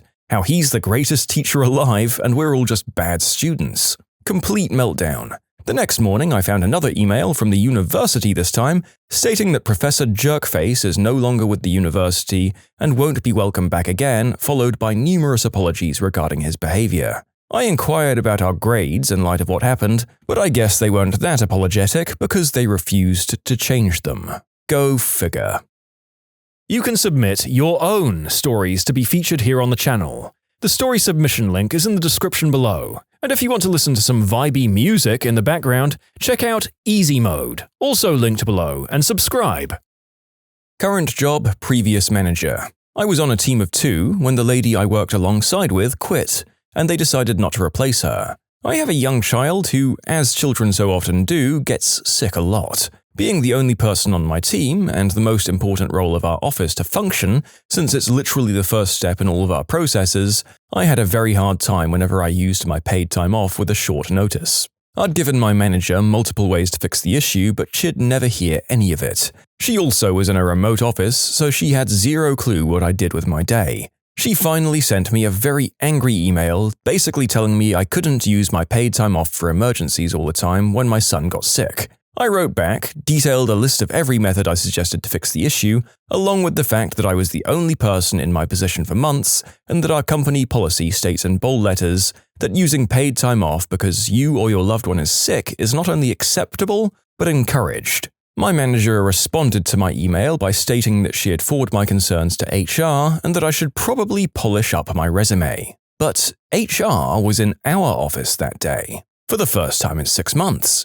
Great coincidence, right? So I went in, asked if I could speak about an issue concerning my manager, and explained everything as it happened. The HR rep had this look on her face like she was going to murder someone. She asked me to forward the entire email chain to her, which I did. Then she called me back in to talk to her. A few people I talked to were aware that the manager and I had issues, and the lead of every team in our office basically told the HR rep that the entire office can't function without me, and that I've been doing the work of 3 people for 9 months. Later that day, my manager sent me a very angry message over email, basically saying I was fired and that I was to pack my things immediately for failing to do my job and because I was causing a hostile work environment. I forwarded this to the HR rep and then walked to her office and asked if I should pack my stuff. She looked at me and in a single sweet sentence said, "Not a chance. She's royally effed." And that's basically how my manager went from making $80K a year to being fired on a Wednesday with no compensation, no benefits, and no way to collect unemployment. All around, a productive day. My dad pushed me into the pool, but before I fell in, I grabbed his arm.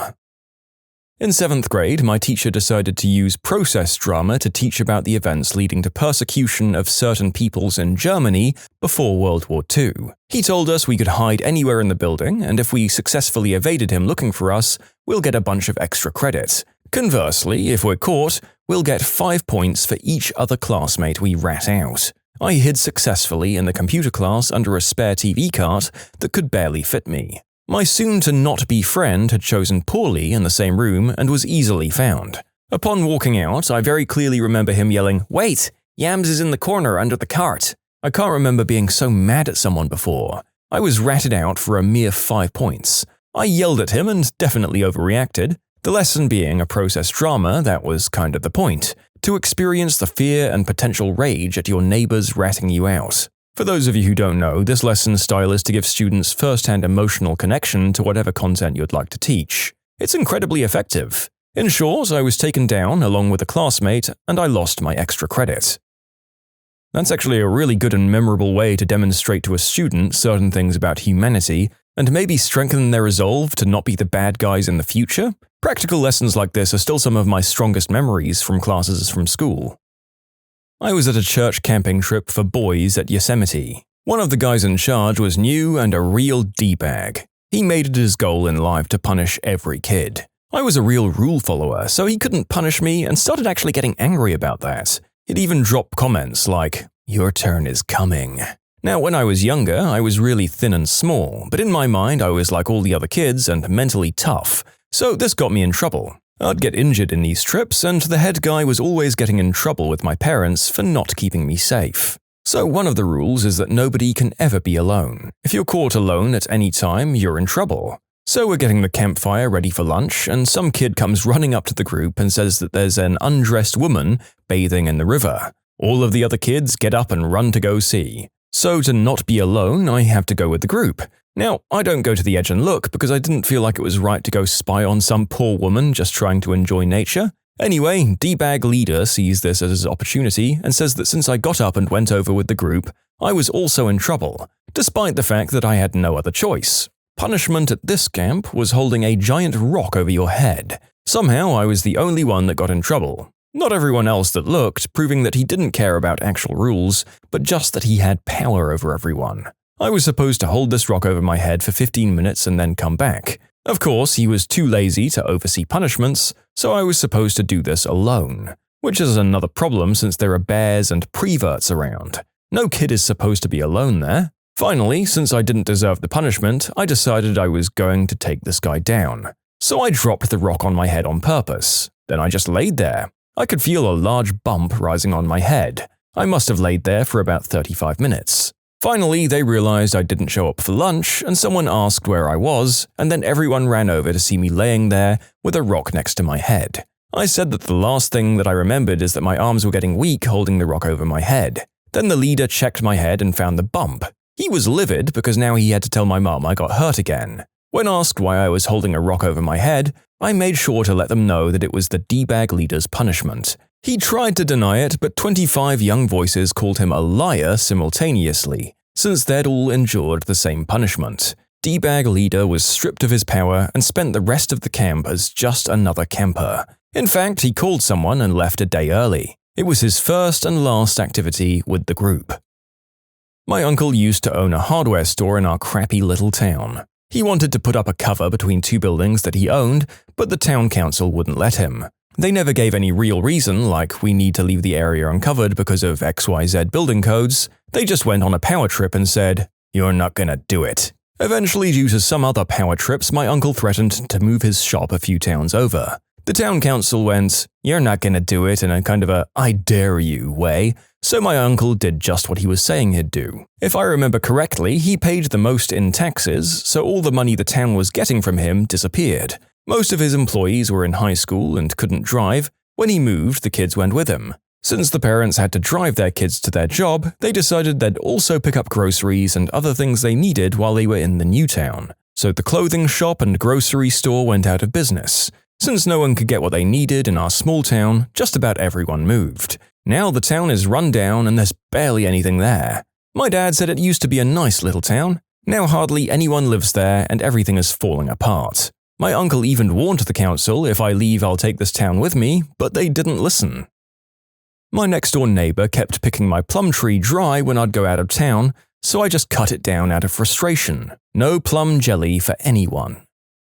I had a group project I had to do with 4 other people. 3 of the 4 were great, but there were roles each of us had to fill in the group for the project to work right. The final girl never once participated in the project, so her role was completely empty and it was dragging the rest of us down. We just couldn't fill in for her either because she kept her specific instructions to herself. The other 3 and I did the best we could, but our instructor didn't seem impressed. We had a few questions about how we came to our conclusions and who did what in the group.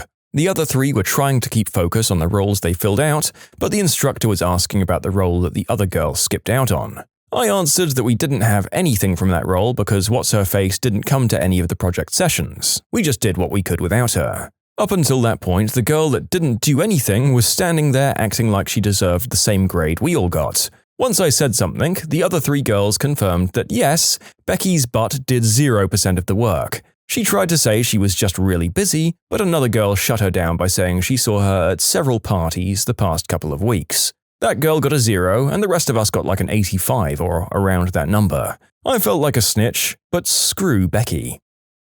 Growing up, my best friend and I got in trouble for cutting up brand new, expensive jeans to make shorts. Her mum was rightfully screaming at me, so I said, "What about your daughter? She asked me to and handed me the scissors." And I got us both grounded, so at least we could sit together in her room.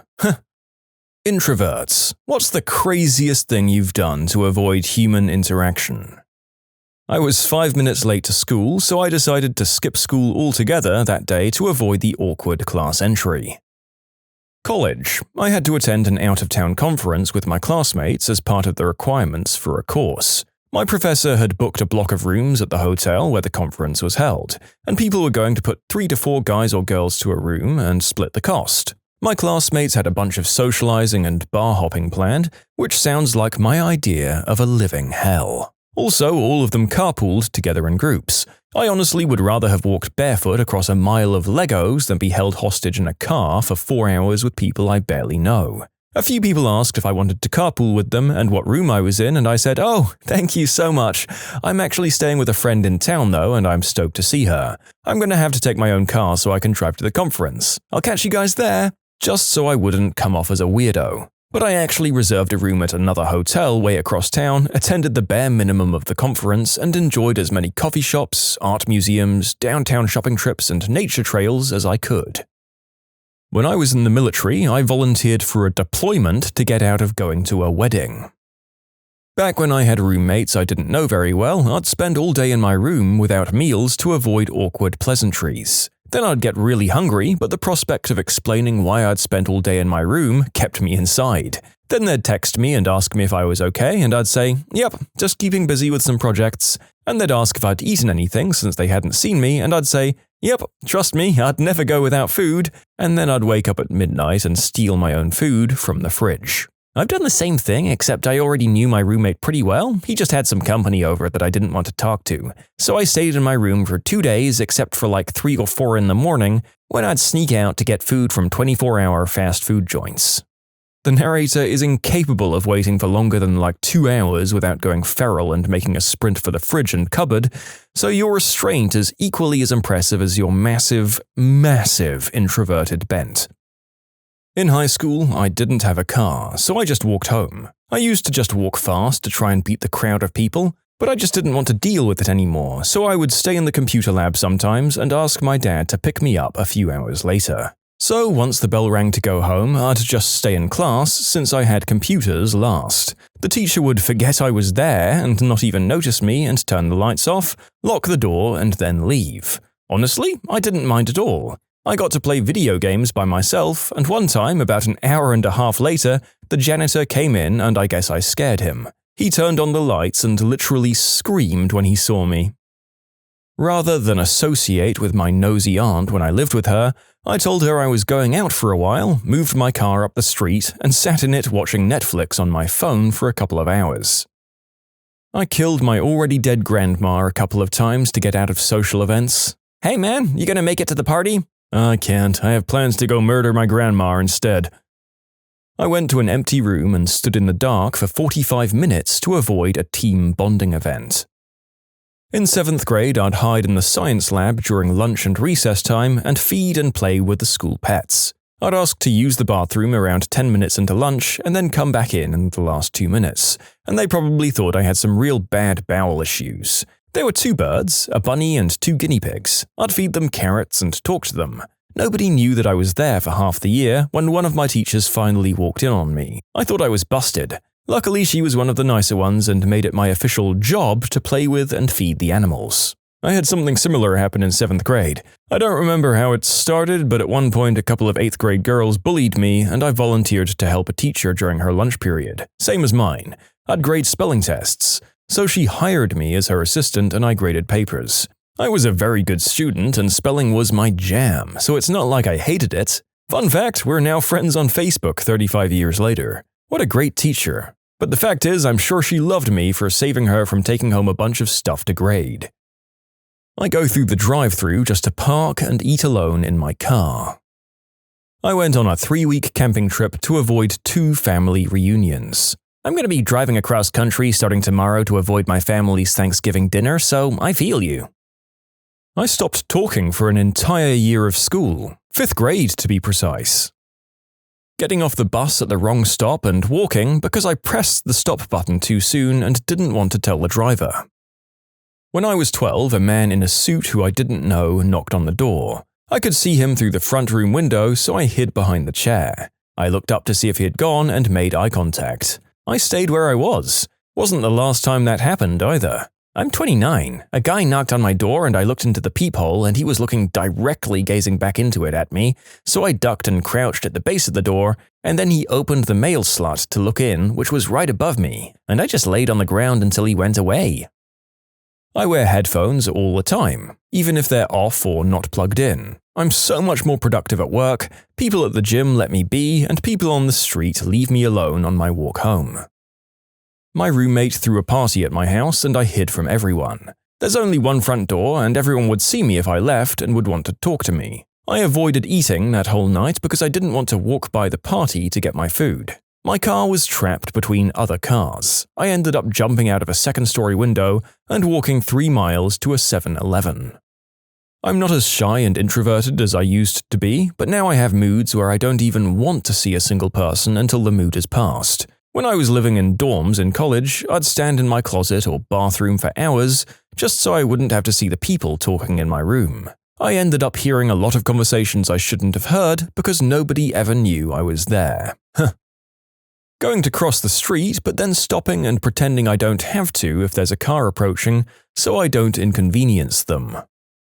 I once spent a weekend in a hotel because I wanted to be alone and chill reading books and watching TV. The people I lived with at the time couldn't spend more than an hour on their own without some sort of social interaction. The roomie I have now is like-minded and we can go days without talking or seeing each other, and it's great! I was getting a taxi back home and I must have mumbled or garbled my destination because it was quite clear he was going to a completely different place. Like literally as soon as he turned right out of the parking lot instead of left. I literally let the guy drive for 15 minutes in the wrong direction, eventually just blurting out, "Anywhere here will do," and giving him a tenner, and then just walking aimlessly until I found public transport that I recognized and jumped on that. A 10-minute cab drive turned into a nearly 2-hour journey home. For those who are curious and who live in Manchester, I wanted to get a cab from Ashton to Openshaw and I ended up going to Oldham, getting a tram to the city centre and getting a train from there back home. There was only a front door in the place I was living and there was a very large crowd of neighbours outside having some sort of social gathering or barbecue. I really needed to pick up some food for dinner, but I really didn't want to interact with them. So I jumped out of the living room window, walked the long way around the neighborhood to get to the store. Thankfully, they kept the party out front so that when I came back, I could sneak back in through the window. Okay, so the narrator thought that he was an introvert, but a lot of you are showing me just how comparatively okay and well-adjusted I'm doing in day-to-day life. I actually go out of my way to cross the road slower and make eye contact if it looks like a car is revving or accelerating to intimidate me to cross quicker. I think it's up to us to make them obey the road rules.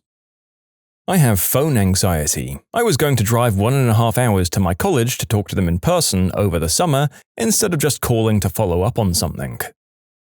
I lived in a loft downtown on the 3rd floor. The amount of times I used the stairs in an effort to not be trapped in an elevator with a stranger is too many to count. One time there was a family moving in. I walked all the way around the building to the opposite side's entrance to get into the building. Then they were using the elevators, so I took the stairs. Then they were on my floor moving crap in. I didn't want it to look like I was trying this hard to avoid them, so I said, "Whoops, wrong floor," and walked up 2 extra floors and waited 10 minutes before going back down to see if they were gone. What should have taken me 5 minutes took me closer to 30 to get into my apartment. That's when I realized I might have a problem.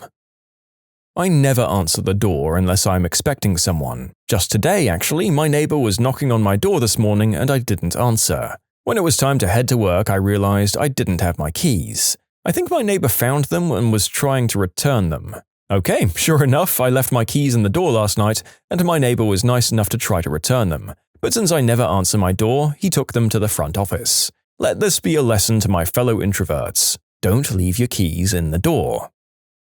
I routinely cross streets or turn down streets that are in the wrong direction of where I'm going to avoid awkward interactions with vehicles as a pedestrian. Please don't stop and give me that "it's okay to go" wave when there's still traffic barreling down the opposite side of the street and you're the only vehicle trying to be courteous. I appreciate what you're trying to do, but it would be easier for everyone if you just kept driving. I failed an important test once because I was too scared to ask the teacher for a pencil.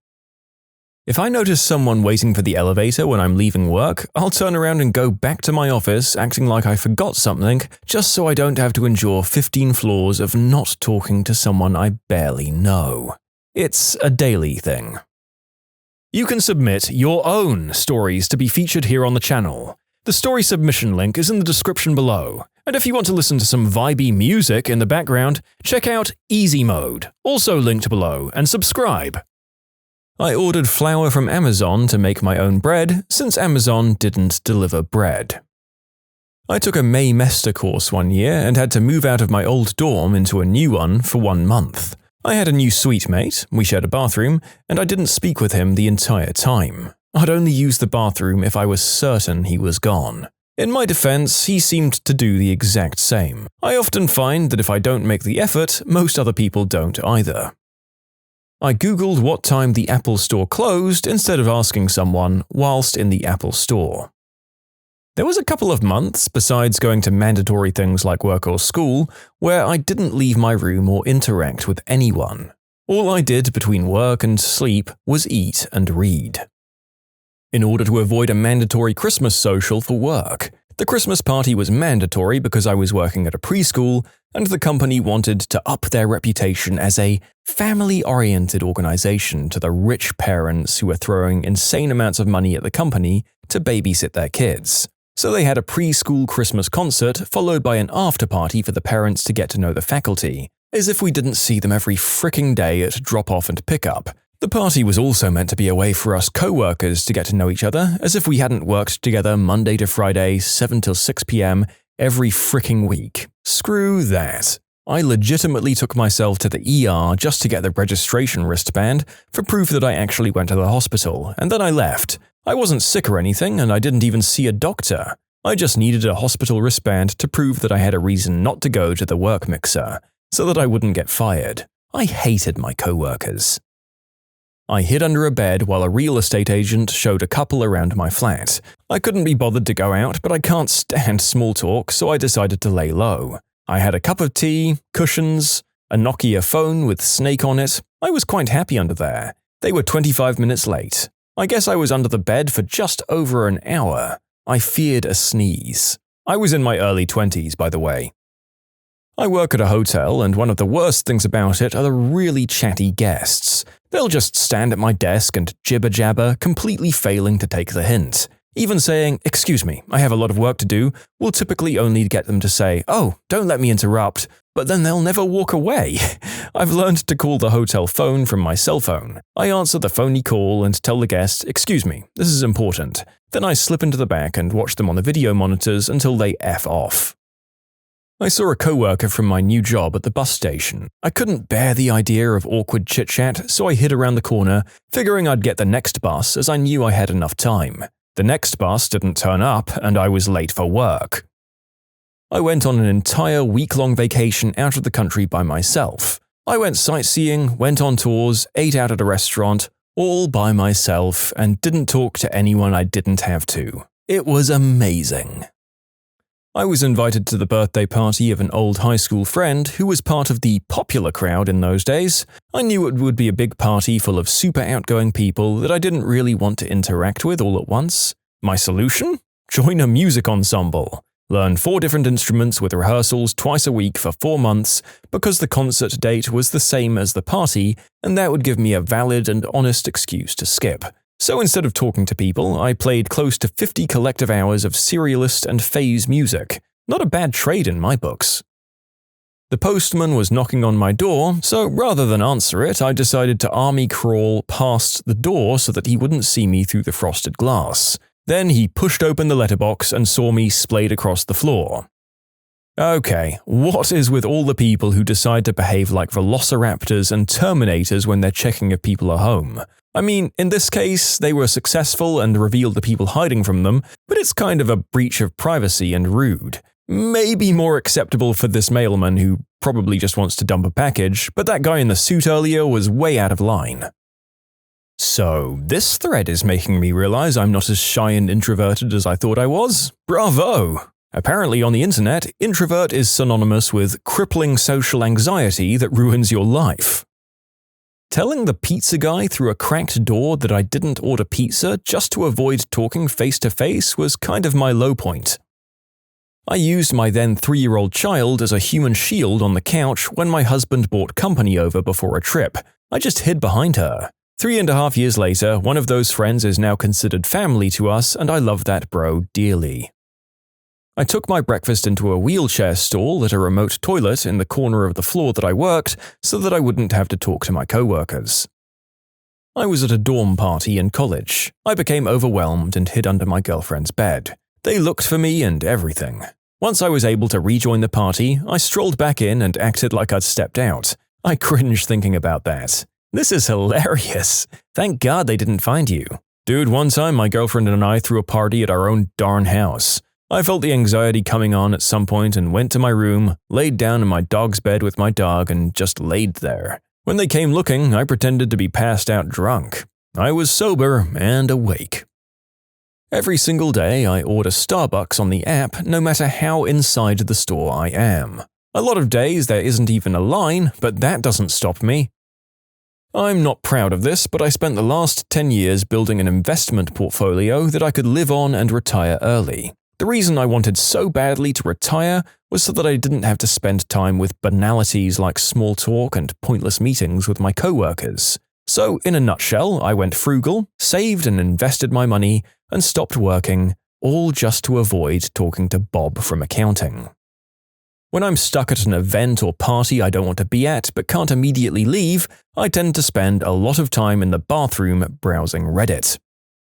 I'm normally introverted and hate crowds and strangers. If someone unexpected rings my doorbell, I'll Spider-Man crawl under windows and throughout my damn house to try to see who it is without alerting them to the fact that I'm home.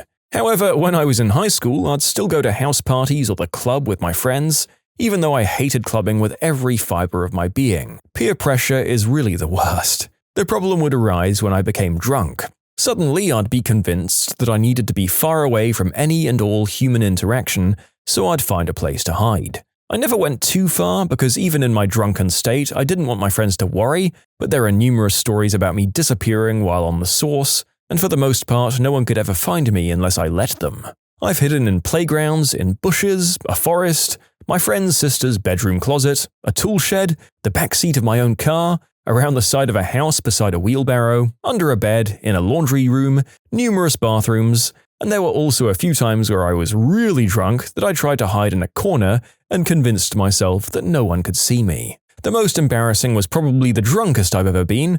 I don't even fully remember it since I blacked out. My friend used to have house parties in his parents' basement, and again, I decided I needed to get away, so I went to his upstairs kitchen and hid under their kitchen table. What I was too drunk to realize was that his 3 older brothers were in the attached living room watching a movie at the time. I left eventually for a corner in the basement, but that night dubbed me as the dead girl in the corner because my friend's brother kept apparently asking him, "Okay, but what should we do with the dead girl in the corner?" Clubs were different because I didn't want to leave and risk not being able to get back in, so my friends always knew that if I was missing, I was probably in a bathroom stall and they'd have to try to coax me out.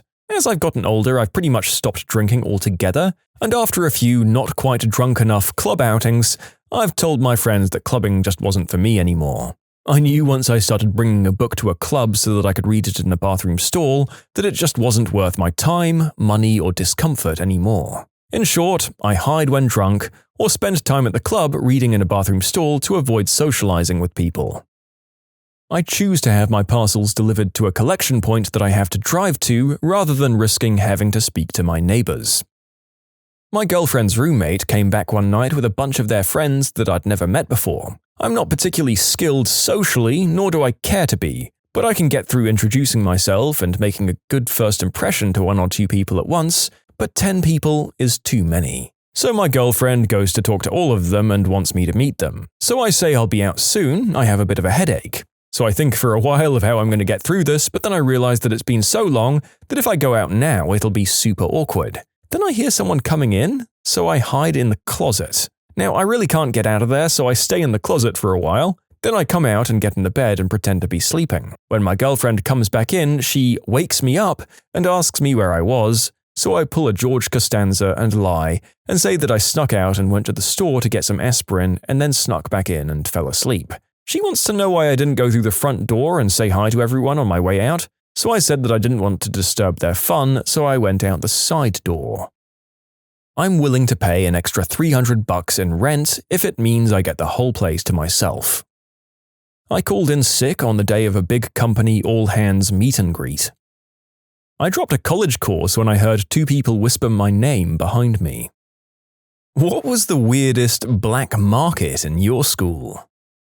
Mountain Dew and Pepsi had a contest where college names were printed on the inside of the bottle caps. If that school won the NCAA March Madness tournament, you could send it in for the jersey of your choice from any school. Suddenly, the black market for caps with blue-chip schools was born. I remember selling a Duke cap for $10, then turning around and buying 10 drinks from the vending machine.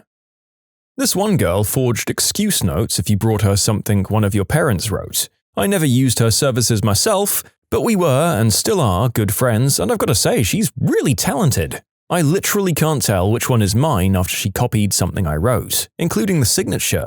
It's baffling.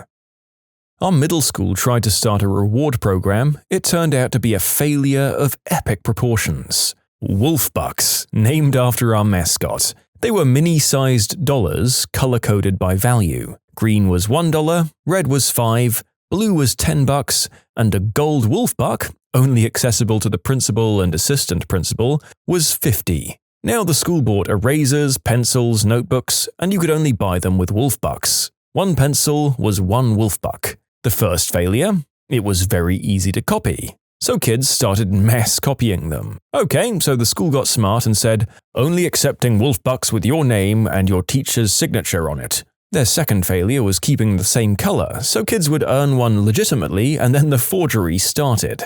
And the third failure? Hyperinflation during pep rallies, where the principal started throwing golden wolf bucks. Eventually, the school stopped resupplying the store. Everyone had hundreds or thousands of worthless wolf bucks. Harry Potter books. I went to a religious school where books that had magic or fantasy were banned. Parents of these kids were just as religious, so kids couldn't get them from their parents. My mum didn't care, and she let me buy a few for some friends, and then more kids started requesting them. I charged double what they were worth, and kids were more than happy to pay. Most popular requests were Harry Potter, Lord of the Rings, and Cirque du Freak series. It just goes to show that prohibiting creates an intense demand, and people willing to take risks potentially make a lot of money. I'll bet most of the teachers didn't care anyway. This happened in Los Angeles in the mid-80s. Student bus passes had to be purchased by the 5th day of the month, or you were stuck having to pay daily. The date had passed, so I found a guy in my high school willing to trade another student's pass which he'd stolen. I traded a tangerine and half a pack of cigarettes for a copy of Penthouse. Then I traded that issue with a pizza from the cafeteria for the bus pass. This wasn't a weird one, but a genius one for a tween. A girl set up a little business out of a box of stationery, writing forged letters from parents. She had had all different paper, pens, and pencils of every kind, and could write in convincingly accurate tones for the content of the notes, depending on which kid they were used for. She even used different styles of handwriting and different styles of punctuation and language, too. She'd even fudged the spelling if she thought the kid's parents weren't great at it. She grew up to be incredibly educated. I look back and see that as her first moment of evil genius. It definitely suggested she'd go on to brilliance one day, and she did.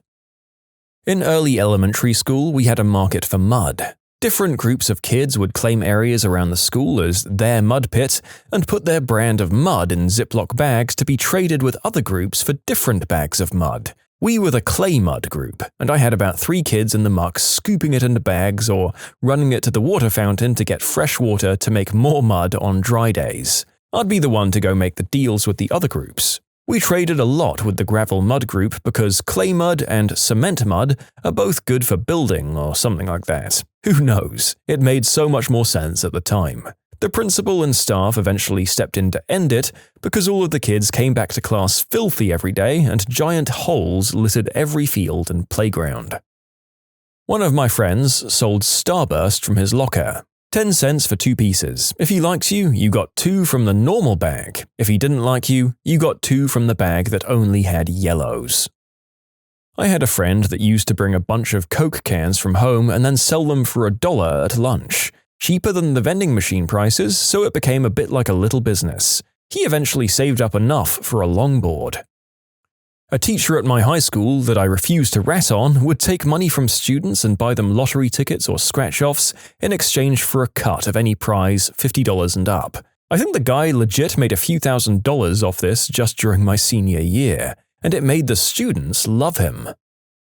Salt. My school canteen doesn't have any salt with chips, or fries to you Americans, and people used to sell salt packets. The most expensive offer I could find was 50 pence for a packet or £1 for 3. Diddle paper.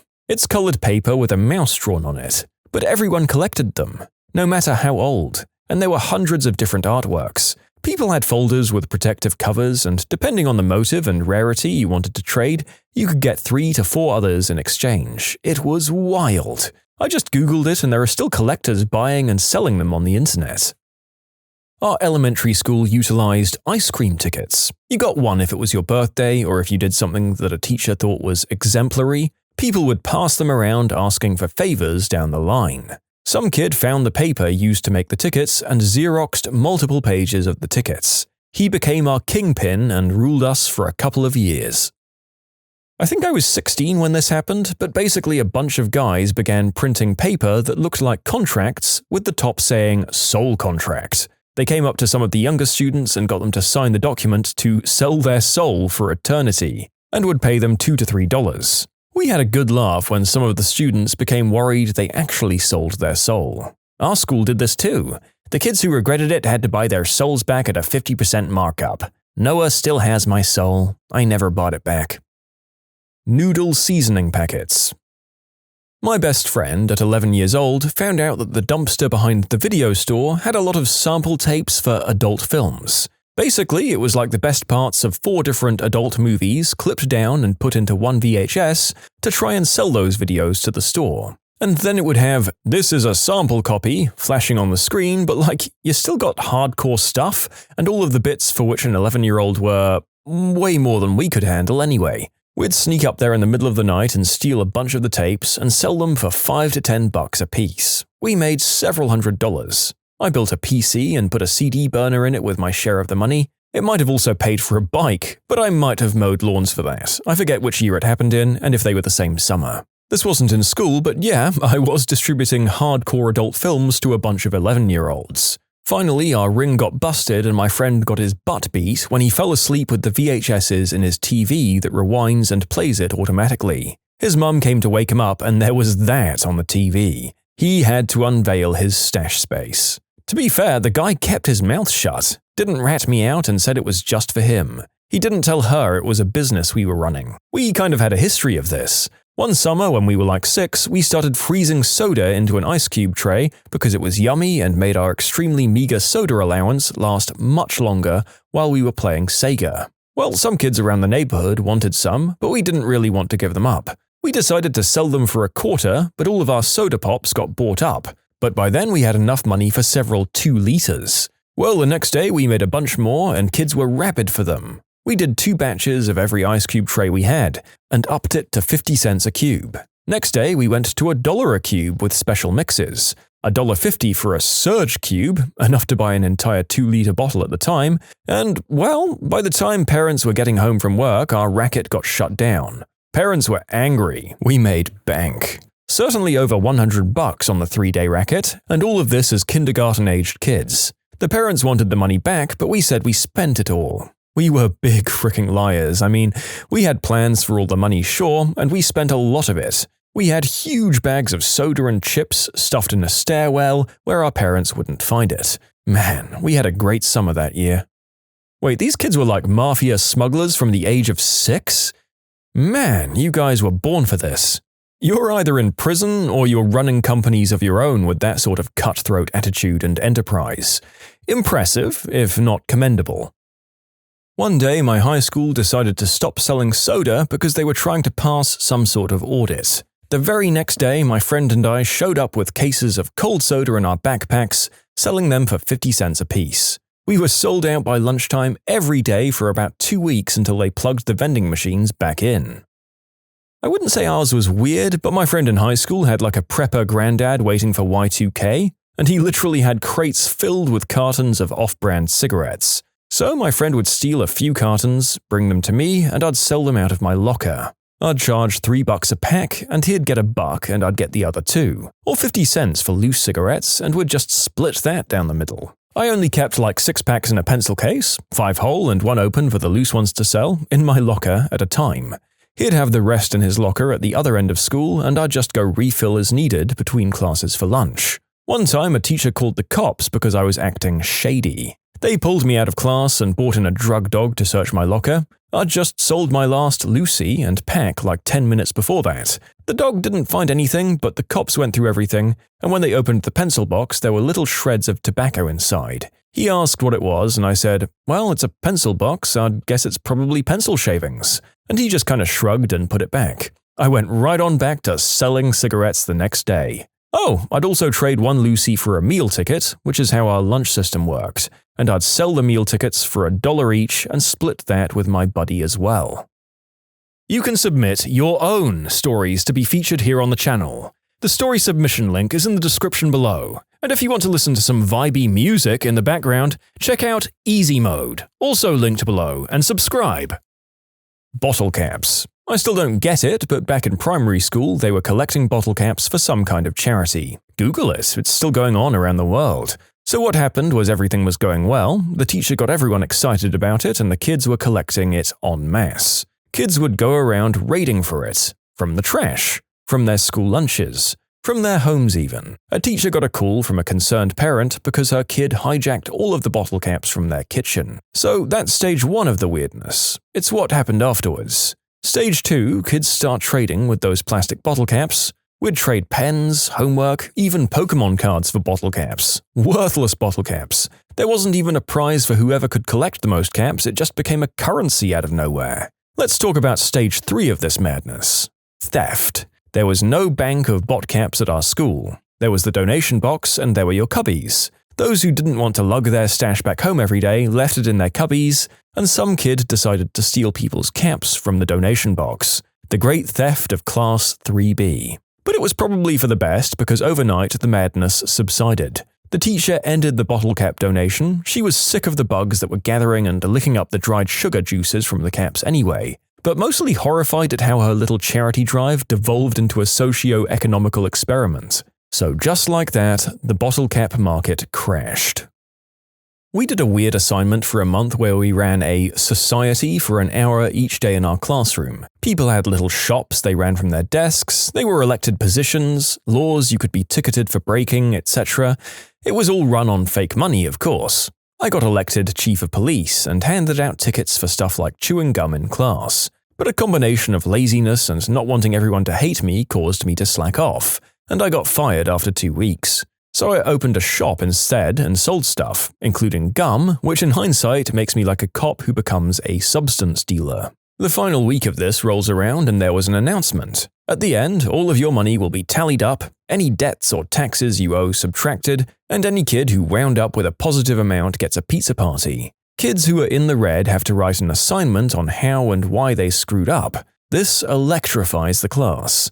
Missing out on a pizza party is a big deal when you're 10, and well under half the class is currently in the black. Tons of them have taken out big loans in the beginning to set up businesses and had no way to repay them. Not me though, as I'd been receiving a salary as a cop, and after being fired, I just used the money I'd accumulated to set up shop and had no debts. Few in the class could say that, so I was sitting pretty. Soon I started receiving offers of real money on the playground for some of my fake money. You only needed to be $1 over zero to win, so I could spare plenty. I made about $40 in actual cash. I think I charged $5 for 100 fake dollars and I got 8 people to accept. So I was a corrupt cop who became a substance dealer who became a money launderer. And I won. So I definitely learned a lot about how society works. I organized the black market. My school banned Pokemon cards, so I made a new game with paper cards. I was drawing pretty well, so I folded a paper in 9, made pieces approximately the size of a Pokemon card, and created a whole new game out of this. I sold boosters for 10 cents. Spent all of my afternoons drawing cards for the school. Teachers eventually heard of it and couldn't ban it because it was still officially me distributing things. Then I started to do replicas of Pokemon cards.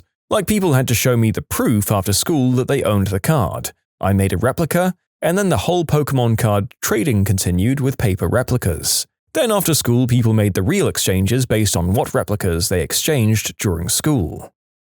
I used to sell bags of sugar and Kool-Aid, like bootleg lick'em sticks. Also sold red-hot toothpicks I made from cinnamon oil. When I got into high school, my family was one of the first to get a computer. I made a killing from printing out fake report cards. I was quite the entrepreneurial little bag of crap.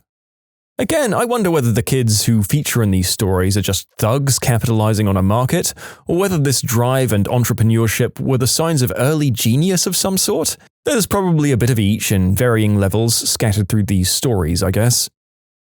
In year 10, I was able to gain access to a teacher's account on my school tablet, which allowed me to get internet access. I then realized I could open a hotspot, which allowed other students to have internet access on their tablets. All of this was necessary because we weren't allowed to have cell phones. I decided to charge $10 a week for each student that wanted to subscribe for internet access, which I was distributing. I started receiving requests from students not in the radius of the hotspot, and thus I figured out a way for users to SSH connect to my school tablet and use it to gain internet access. It was a mess, and the network became too slow, but I was still getting paid regardless. Best of all, the IT guy knew what I was doing, but he couldn't stop it since the school only employed one person to handle everything, and thus he was too busy to do anything about it.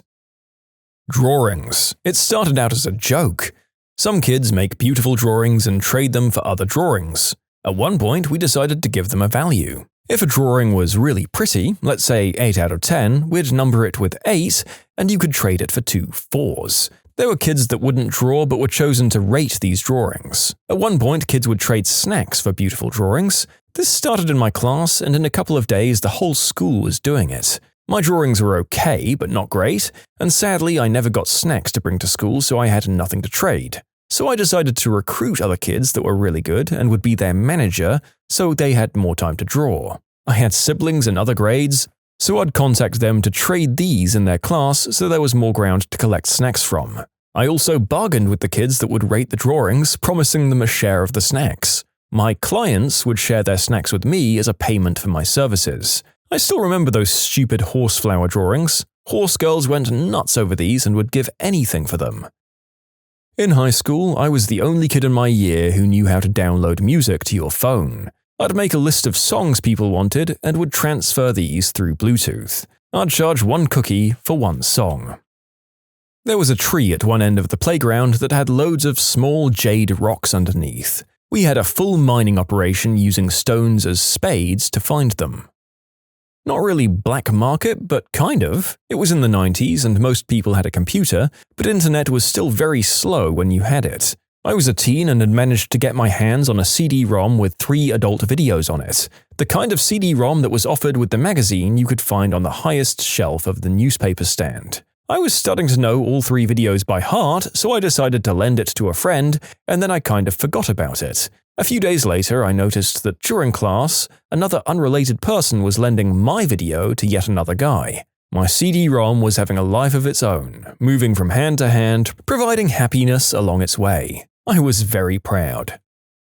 There was a black market at my school for leaves and feathers that were deemed to be cool. People would genuinely pay 2 New Zealand bucks for a frickin' leaf. Looking back at it, it's actually kind of funny. Spicy sweet chili Doritos. This one kid would buy every single bag out of the vending machines and sell them for like double the cost. I ran a black market in my school. You remember Columbia House, where you could get 10 VHS movies for like 99 cents, but then you had to buy 5 more at a regular price? Well, I did the math and figured out what the actual price per videotape was after all commitments to the club were made, and it was like $5. So I took orders from classmates, bought movies for them, and then sold them at a slight markup. Basically, I was undercutting Suncoast. Pogs, back in the 90s. Sure, you could easily trade your standard, commercial Pogs out in the open. We'd do it before and after class. Teachers and administrators didn't care. "Oh look, it's got Simba on it, cute," I remember one of them saying. But there was a darker, more interesting trading game afoot, lurking in the boys' bathroom mid-class. The kind that, if found, would easily get you detention or possibly even suspension. Doom Pogs. Doom Pogs were awful and awesome all at once. Circular cutouts from old adult magazines, gory grossness from Fangoria, creatively illustrated preteen brilliance like, and the narrator has switched out the words here, F-Master and Miss Alford's hoo-ha. This last word was written in marker over the picture of a cat. These were just some of the devilishly deviant 7th grade wares you could find during emergency bathroom trips during 3rd and 5th period. It was quite a sight. And then, just as quickly as it began, it all came crashing down. Not because of a slip-up by any one student. No, what killed the Doom Pog trade in our school was the sudden bursting in of the vice principal, who had to go number 2 real bad and just couldn't hold it till he got to the teacher's bathroom in the office. And there we were, caught red-handed. I wish I could say it was Madonna's chest glued over top of a yin-yang symbol that did us in that day, but the truth is it was our own hubris and greed. And with that, the great Doompog trade died. Or so they thought. Some girl was in a multi-level marketing scheme and was trying to sell us perfumes. I'd say this was tragic, but maybe school was exactly the right time to fall for crappy pyramid schemes. After graduating, not so much. Sharpened sticks. When we learned about cavemen, we decided that it would be a great idea to create our own prehistoric clan. So we smashed rocks and used them to sharpen tree branches. Some of us were particularly keen on sharpening and started to use walls as grindstones. They were able to sharpen about 6 sticks in half an hour and started exchanging them for berries during recess. When did you realize that your parents were dumb?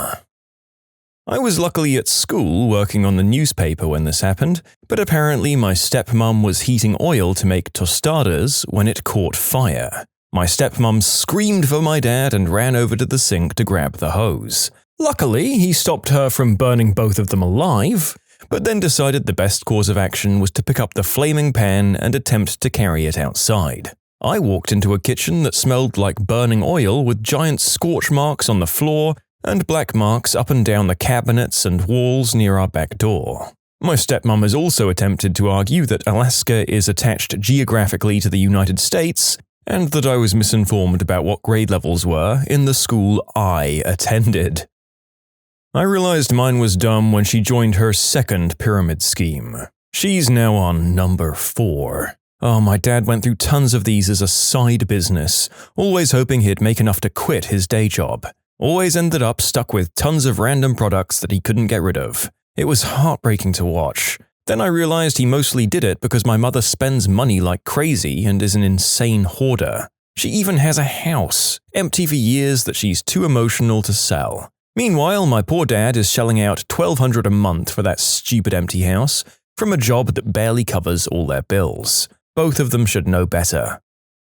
When I found out they never wanted kids, but had them for appearances. Yeah, for the same reason that some people buy a Mercedes or Range Rover. For appearances. When my dad asked me, a 9-year-old, how to spell a simple word, I started paying attention then. I saw how he had a bunch of credit cards, was repaying loans, spent tons of money on cigarettes and dumb crap, never used the stove or oven because he couldn't follow a recipe, so all we ate was TV dinners and ramen noodles. Refused to ever get any government assistance or anything. As I got older, he blamed us for his financial downfall. I started having mental breakdowns over going to McDonald's because he made me feel such massive guilt over it. When I became an adult, I realized it wasn't my fault. I didn't bankrupt my dad. He was just a freaking idiot who blamed his inability to budget or ask for help on his kids. My boyfriend and I were talking about World War II, and his mother interrupted to ask if the leader of Germany at the time was a president of the US.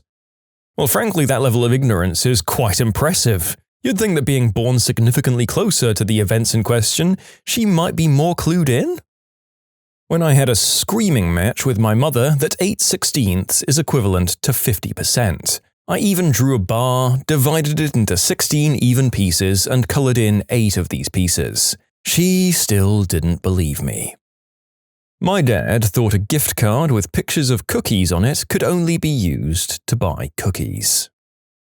My dad was giving me the birds and the bees conversation when I was about 15. He tells me to don't go around just sleeping with every girl you think is good looking, you'll end up with a kid you didn't expect. Make sure the girl is good for more than a roll in the hay because she won't look that good forever. It was in that moment I knew he was reflecting on his own experiences with my mother. That started a snowball reaction of realization. Fast forward 15 years to just after this conversation took place, and I got curious about my mum, who admittedly I know nothing about. I managed to track her down through one of my half-brothers from one of her later marriages. Turns out there were 7 after my dad, and she can no longer be married in the state I reside in. You can apparently be limited out. So I got some contact information and I reached out to her through social media and later a phone call. Once I actually talked to her in person, it became painfully obvious that she was not well-spoken or educated. I asked her why she had left when I was younger, and rather than answer, she got really angry and started the blame game. Truth be told, I was completely shocked at how rude and quick to anger she was, and by the fact that she wouldn't accept responsibility for her actions. So now I've confirmed what my father alluded to on the good for nothing but a roll in the hay comments, at least in my mind. The problem was, at this point, I'm confused. My dad is pretty intelligent and a down-to-earth kind of guy. Why would he have anything to do with my mother? She was the exact kind of person who'd annoy him any other time. I found my answer in the form of a picture of my mother. My aunt, her sister, shared some photos from that side of the family with me, and objectively, my mother was a very good-looking lady back in the day. I mean, out of my dad's league by a long shot.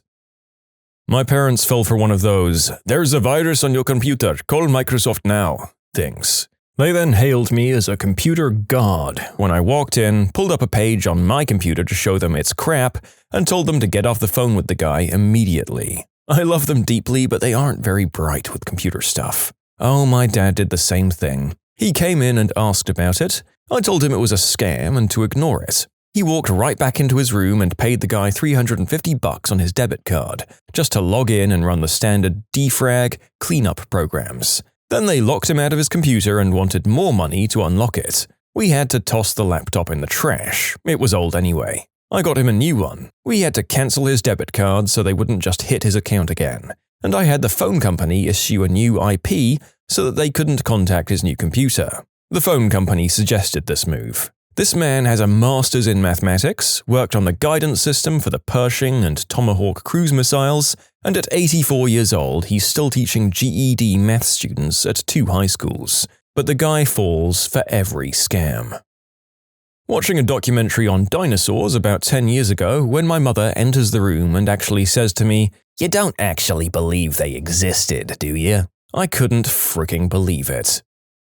My parents took a loan. They thought it was free money. I mean, I knew my parents weren't smart way before this event, but I was watching Bridge of Spies with my mum, and she asked me what the Cold War was.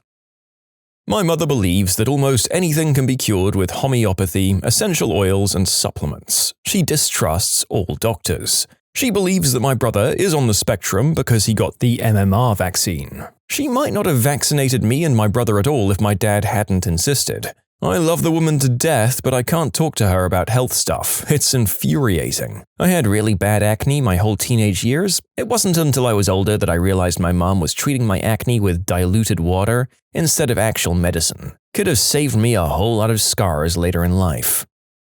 Mine couldn't admit there was a tiny possibility I might know better than them on literally anything except computers, where I'm apparently a god who knows the ins and outs of every device ever. The latter doesn't bother me as much as the former does. I've literally cited textbooks at her before on subjects that she has absolutely no knowledge in, and she still insists she's right because she's my mother. Both of them used to be analytical and rational people until you put them in front of a PC. Then they became like little children crying all the time. I realized when I was told that the internet would give me cancer because it uses radiation. Growing up, I always had trouble with math. My mum was one of those types that thinks, "I'm smart enough that I didn't need school," and cut classes as much as she could. So when I was having trouble making sense of some of my 9th grade algebra, she convinced me that she knew the material and helped me with my homework. I got an F. I stepped on some water in the kitchen and asked my mum, "Why is there water on the floor?" And her response, "Oh, that's not water, it's melted ice." My dad got me a small carton of milk and a small carton of chocolate milk and said, "I didn't know which one you wanted, so I got chocolate and vanilla."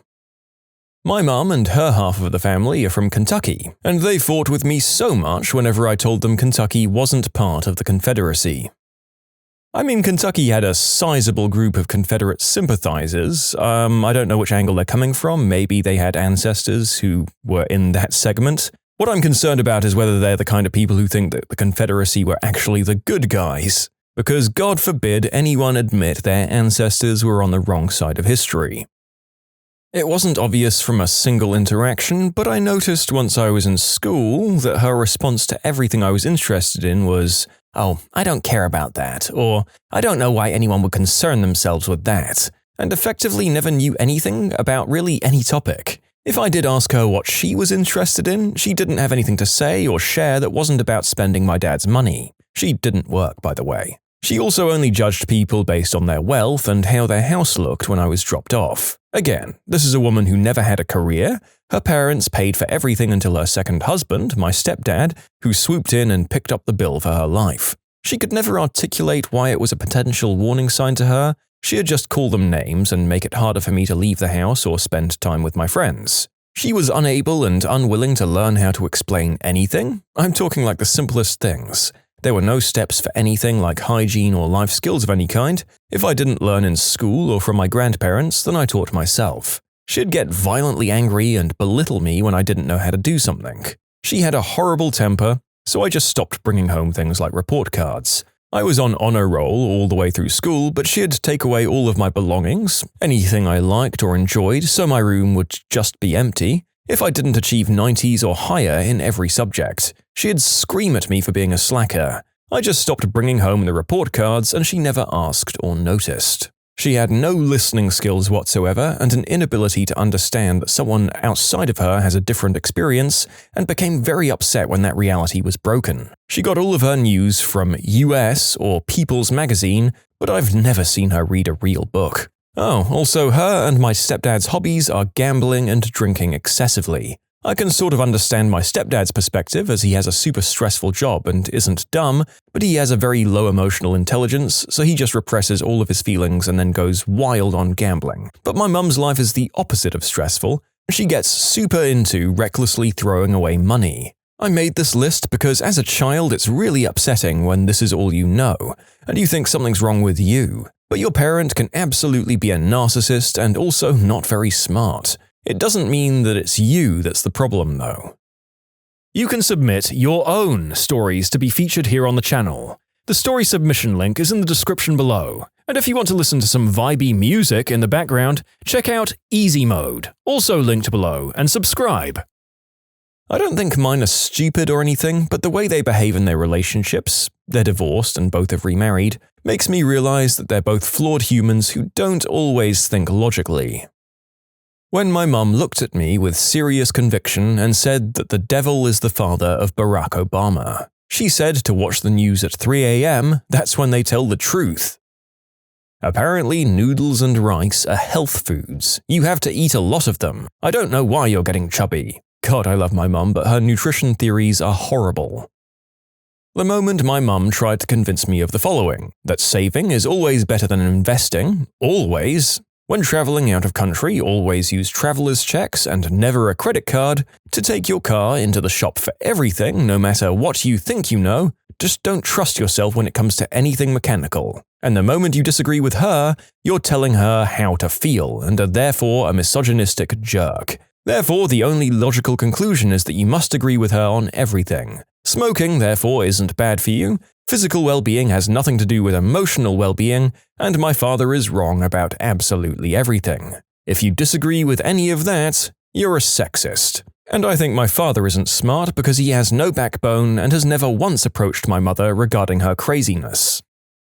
The vacuum cleaner has been broken forever. My uncle gave us a new one for Christmas, and my mum threw it out because it was green, and she doesn't like green. Every time I tell them we need a new vacuum, she says we don't have the money. But we have the money to go on a trip to Disney World and buy new couches in the past couple of months. Both my parents are idiots when it comes to prioritizing. Also, when it comes to keeping any kind of pet. Dry sand for hermit crabs is unacceptable, and a 5-gallon pot without a filter in the heat of summer is acceptable for a goldfish. Here was probably the biggest indicator. I was 12 or so at the time, and I got dropped off at the bookstore for an afternoon. I was given some money to get something to eat or drink, maybe a book or some Pokemon cards, and enough money to call when I needed a ride. This was pre-cell phone, so I had to use a payphone. Calls were 50 cents at the time. I burned up $3 calling every 10 minutes until my mum answered. It was 4 when I started. About 5 when she finally picked up. Hello? Oh, hey, Mum, I said, feigning that I wasn't annoyed or upset. I'm ready to get picked up from books. I just dropped you off. Mum, that was almost 5 hours ago. Fine, I'll be right there. In unfavorable traffic, it was maybe a 20-minute drive. 40 minutes later, I called her back. Hello? Hey, Mum, I'm out the door. In the tone of me inconveniencing her, there was a click of the receiver. 40 more minutes go by and I call again. I get the voicemail message, in a clear tone that I was being a bother to her. Hi everyone, I went to get my son. I'll be back later. My parents always had the same voicemail message, so I was A, confused, and B, had my anxiety get overwhelming as I felt like I was being bothersome to her and whoever may have tried to call. My mother arrived about 50 minutes later, chided me on the ride home for just staying up there and reading books instead of trying to work on bettering myself. After the anxiety swelling had decreased, I came to the conclusion that my mother was implicating that I had to go and make social status improving friends and going to parties, and that the path I was going on wasn't going to lead to a happy or respected lifestyle. I started doing substances a few years later, and even though I quit a long time ago, the effects against my personal life still linger. I also stopped reading as much. I've been trying to get back into that lately. My dad was a janitor his whole life, raising 9 kids. My mum lost a lot of money in multi-level marketing schemes. They both believe in very weird conspiracies and think everything causes cancer. My dad could never figure out computers. I still remember a time he came home furious that work wanted him to take a test on the computer, and he said, "Computers aren't useful at all. I don't see why we don't just stick to pen and paper." There are plenty of stories about my parents' ignorance. I still love them, though.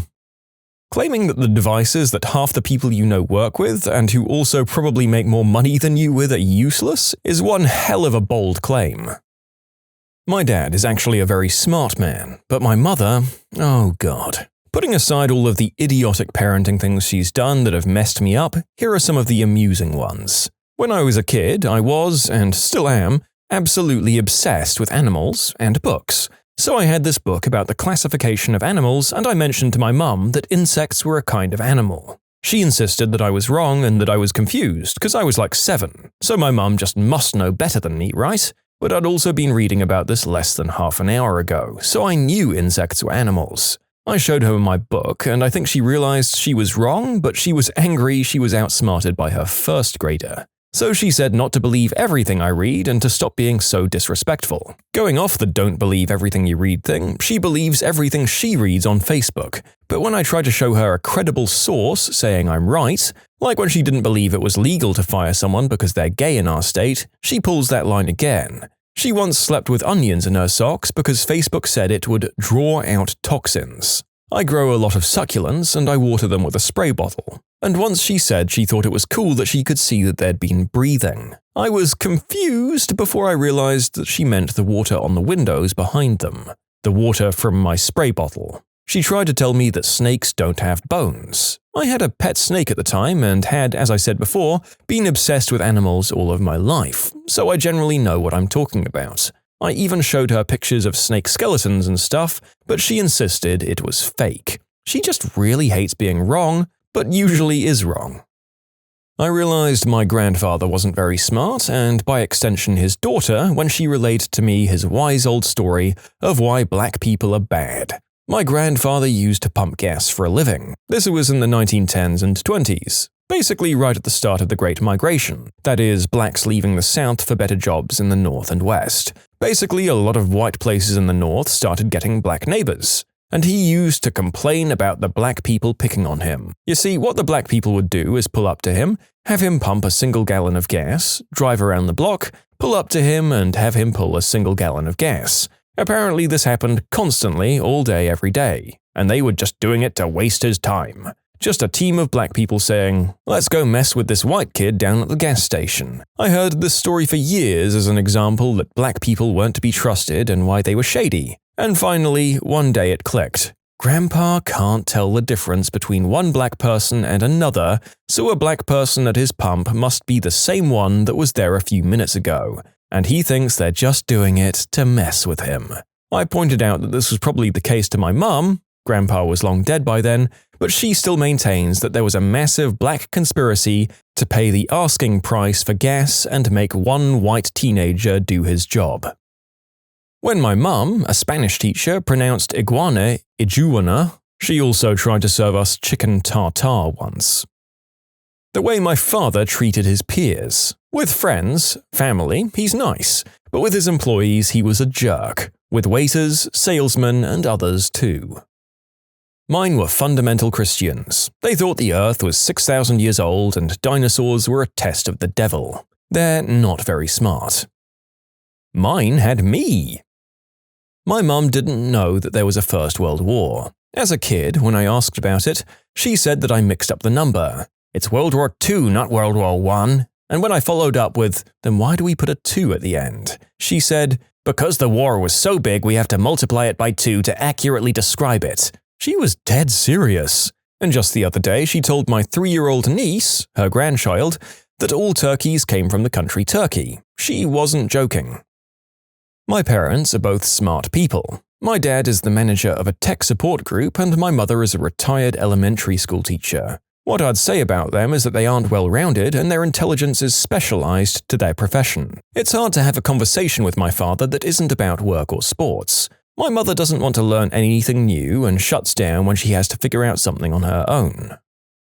You know, there's a difference between intelligence and wisdom. My parents were very book-smart. My dad had a PhD in engineering and my mum was an artist. They just didn't always do wise things. My mum married my dad for his financial stability. He was in the Navy at the time, and the man my family wanted her to marry, a family friend, was in medical school. She wanted kids, and from the onset, he said he hated children. After 9 years of marriage, she went off birth control because she was lonely. And my dad has resented me ever since. She did it again 8 years later and had my sister, which my dad forced her to give up for adoption. My dad was a sociopath, pure and simple. He doesn't think he's better than everyone else, he's assured of it. He thinks the rest of us are funny, like we'd think a puppy falling down a flight of stairs because he got scared of his own foot. Funny for their stupidity. He thinks religion is a fraud, profession certificates are a fraud, the medical industry is a fraud, etc. In his mind, he's supreme in his intelligence,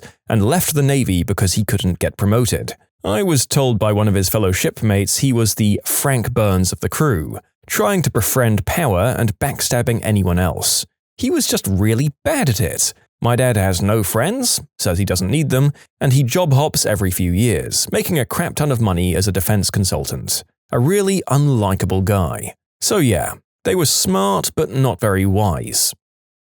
A final nail in the coffin was when I realized they actually read the articles in the Daily Mail. It took mine at least 4 hours to balance the checkbook together. How about still uses a checkbook as a mark of intelligence? When did you walk away from mortal peril, completely unharmed? Once, as a kid, I was in the backyard swimming while my family was nearby eating dinner at a round table. Most of them had their backs to me, but I was like 11 and an experienced swimmer. I got into a toddler's float with leg holes. It ended up flipping over and I was stuck in. My legs wouldn't come out of the leg holes. I kicked and thrashed as much as I could, but I was so stuck. And you can't hear someone screaming underwater. So many thoughts ran through my head. Mostly how sad I was that my parents were about to find me dead in a matter of minutes, and how they'd never forgive themselves for allowing me to silently drown as they talked with their friends. I tried one more time to kick out with all of my might. One leg slipped out and I was able to get the other out. I was fine. Totally freaking spooked, but physically okay. I was driving home from college on one of those highways with only one line in either direction and no shoulder. A guy in the oncoming lane didn't see me as I was in a small car. He thought he could pass 4 18-wheelers in one go and pulled into my lane doing at least 90. There was nowhere for me to go. He flew off into the ditch to avoid hitting me head-on and likely did severe damage to his car, but I lived. I was drunk and running in the woods when bam, barbed wire straight to the throat. The last thing I remember was I couldn't breathe and was passing out, and there was blood squirting from my neck. I woke up an hour later and walked home looking like a murder victim.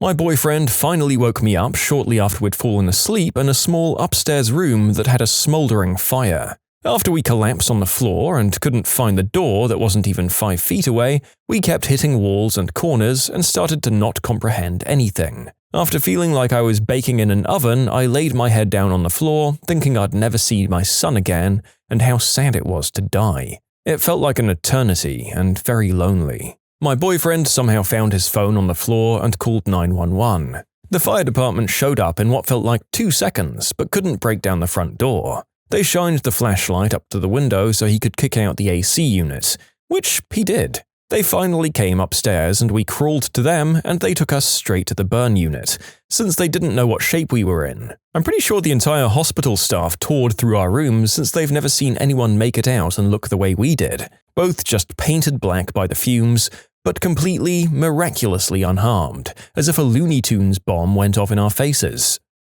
The narrator really hopes that somehow you beat the odds and didn't get any lasting respiratory or brain damage from that level of fumigation, but given that you've written a fairly coherent post all these years later, it would seem like you might have actually gotten off scot-free. Congratulations! I ate one of those Brux oval-shaped hard candies, I think they were called sparklets, at home alone when I was 6. It got stuck in my throat. I stood there in shock for a few seconds as I started to realize I couldn't breathe. I ran crazily around the room and ended up colliding hard into the back of the couch, which caused the candy to go flying out. Best accidental Heimlich ever. I had a paintball fight on Christmas morning with 2 cousins and their neighbor kid at around 13 years old, with our brand new markers we got as gifts. The neighbor got mad, ran home, and came back with a shotty and pointed it at my face. All I remember is looking at the ground and waiting to die. This kid was 11 or 12. He did have his own paintball marker and had already shot me a couple of times before I got him. He was my cousin's neighbor. I think it was the first time I'd ever met him. It was 20-ish years ago, as I'm 33 now, so I can't even remember if I told my parents. I don't know if anything happened to him or not. I'll ask my cousin. Okay, update. We never told my parents. Maybe we were scared of retaliation? I know I never touched that paintball marker again, though.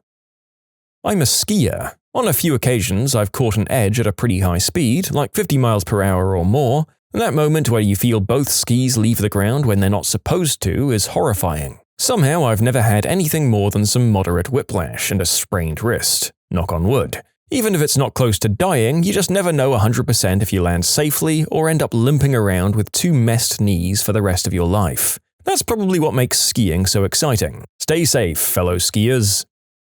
I was a single-digit age, and for some reason I removed my life jacket while on our family's boat with my parents. I was attempting to sit on the little board that sticks off the back for climbing into when I toppled off into the water. I was still in swimming classes at the time and couldn't do much else but doggy paddle. I was bobbing up and down in the water and I couldn't get enough air in to scream between coming up for air. I was little and getting panicked and tired really quickly and began to sink, one surfacing at a time, until I couldn't surface anymore and I realized I was done. I thought about my parents on the boat who didn't know that I was gone, and wondered when they'd realize I was missing and if they'd find me. A big grey fish swam by, and then I saw my mum dive in just as everything went dark. I woke up on the boat in a towel. My tire popped going over a 2-lane road with steep drops on each side. My car jerked to the side hard and my car went sideways. Half of it hung over the side and luckily it's low, so it bottomed out. I climbed into the back seat and jumped out the back door. Some dude in a truck pulled me out and I drove on a flat to the other side and swapped my tire out. I swear it's always just some guy in a truck ready to help. They're either the best people or the worst. The hood on my car came open at about 60 on the highway and completely blocked my sight in heavy traffic. I panicked and jerked the wheel a little bit, which caused me to fishtail. I crap you not, my driver's education teacher's words from 5 years prior rang in my head to lean down and look through the space at the bottom of the hood. I pulled over and used some wire I found in the trunk to keep the hood closed. Anytime you close your hood, make sure it latches securely by pulling on the hood like you're trying to lift the front of the car off the ground. My friend and I just spent a few days at the beach shack. My friend got her P plates and she was super excited, so she wanted to drive us home. This was one of her first times driving alone. Being 17, we didn't really see an issue. I rang my dad beforehand and told him I was getting a lift. He said, "I don't think you should do that. I can come pick you up. I can drive some of the girls home too. I think you guys should just wait until she's had more experience." Of course, being 17 and thinking that I knew everything, I said it was fine and I was hopping into her car. We were on our way home, playing music and chatting, and there were 5 17-year-olds in this car. I was sitting behind the driver's seat. My friend pulls out onto a 2-1 expressway from a country road, like an intersection. We notice she's turned the wrong way and tell her to make a U-turn. She pulls to the side and decides to go for it through 2 lanes. She's pulled over and tried to make a U-turn so we could go in the right direction. She didn't check her mirrors properly, and a large truck was barreling down behind us. My friend got scared, put her foot on the brake in the middle of both lanes, and we were all screaming at her to keep driving. But she was frozen. I remember it was like slow motion. I looked at every single one of my friends. We all kind of shared a moment of fear, like, this is it, I guess. The exchanged looks haunt me, to be honest. We could hear the truck horn blaring at us. I looked out my window to the truck driving towards us. I locked eyes with the driver. Luckily, it stopped about 5 meters away from us. She pulled away and was really upset. The car was silent the entire way back. It was honestly the scariest moment. I'm from a really small town, and I think losing 5 people at once would really rock it. Seeing my friends' faces in that moment, it was actually horrific. I did have a moment of, okay, here comes the truck. It was oddly peaceful. After that day, I have a real understanding that I'm immortal and I can go at any minute. Oh, and to trust my dad.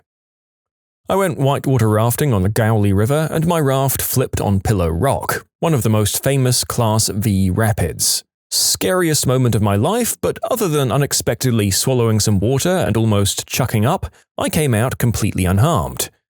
The narrator can't be alone in finding whitewater rafting to be an absolutely harrowing experience. For me, it was basically just like one long panic attack. Also, I'm willing to bet that Pillow Rock is not as comfortable a landing as it sounds like. I was coming home from a party at 2 a.m. in 2016 and made a conscious choice to drive through town rather than take the big highway that skirts the city limits. It would add about 10 minutes to the trip, but hey, it was the first time I'd been back in ages. That decision literally almost killed me. Not even 5 minutes after that, the 3-lane highway, really just a wide road, passed in front of a mall, and there was a signal light there. Well, some drunk idiot decided to turn right into the mall from the far left lane, and I was in the middle lane. I had absolutely no time to stop, so I slammed into the side of his car at 65 miles per hour. I remember yelling, "Crap!" and trying to keep control of the wheels to get the car off the road onto the grass, before I blacked out for a few minutes. The airbag and the seatbelt combined had fractured my sternum, which took the air out of my lungs and made me faint, I guess. But it didn't feel like I woke up, more so like my vision came back into focus and I was aware. But those few moments I was still kind of conscious and in immense pain. The worst I've ever felt in my life. I hurt from the skin on the soles of my feet to my scalp.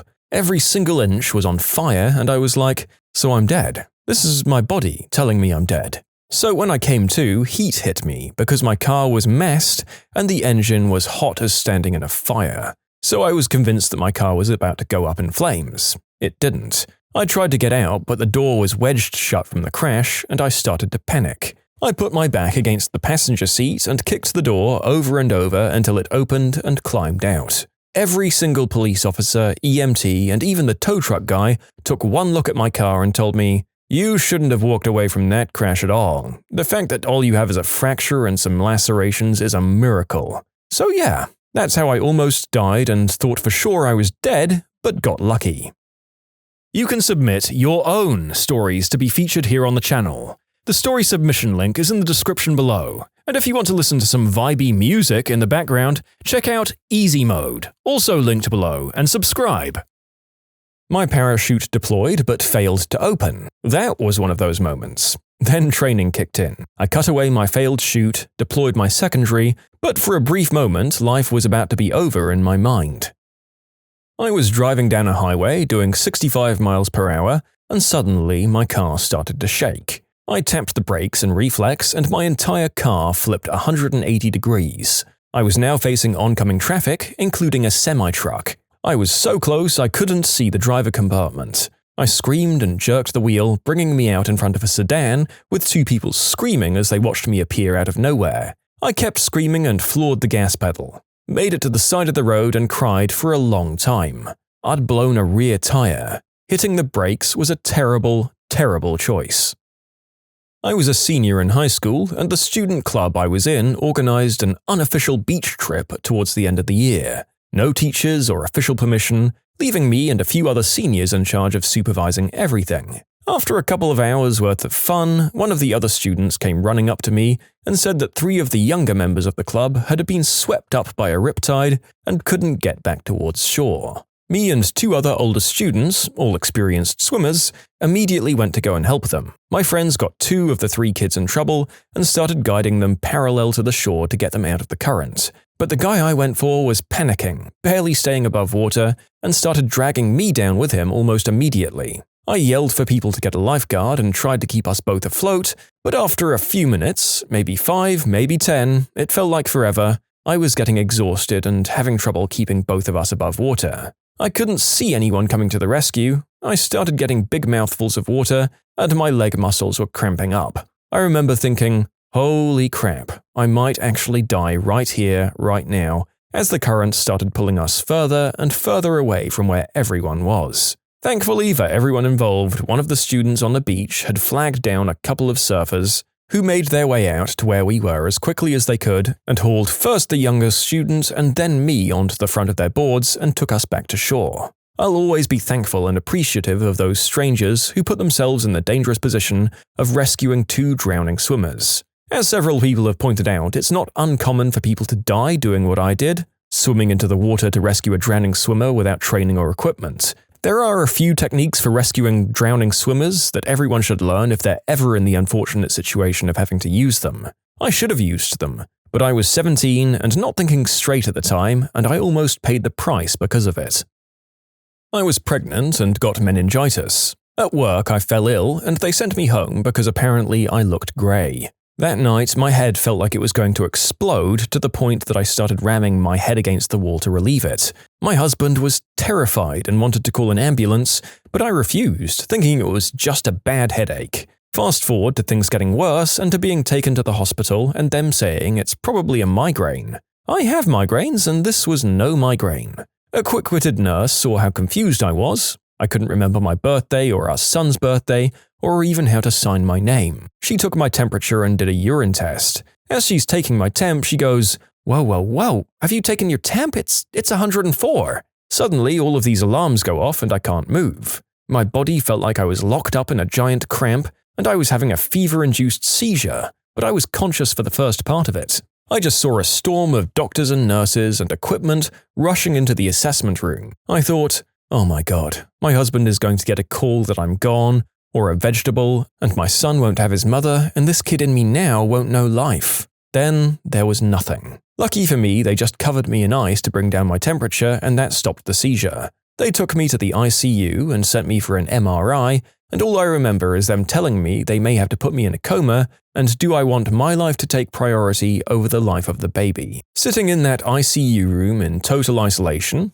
they didn't know if it was bacterial or viral for a day or two, so no one could visit. I had a lot to think about and really had to come to terms with the fact that I might not make it out of this, and my baby might not either. You have to make your peace and stop fearing death and kind of get to work. I wrote letters to loved ones, thanks to a very brave and kind nurse's help.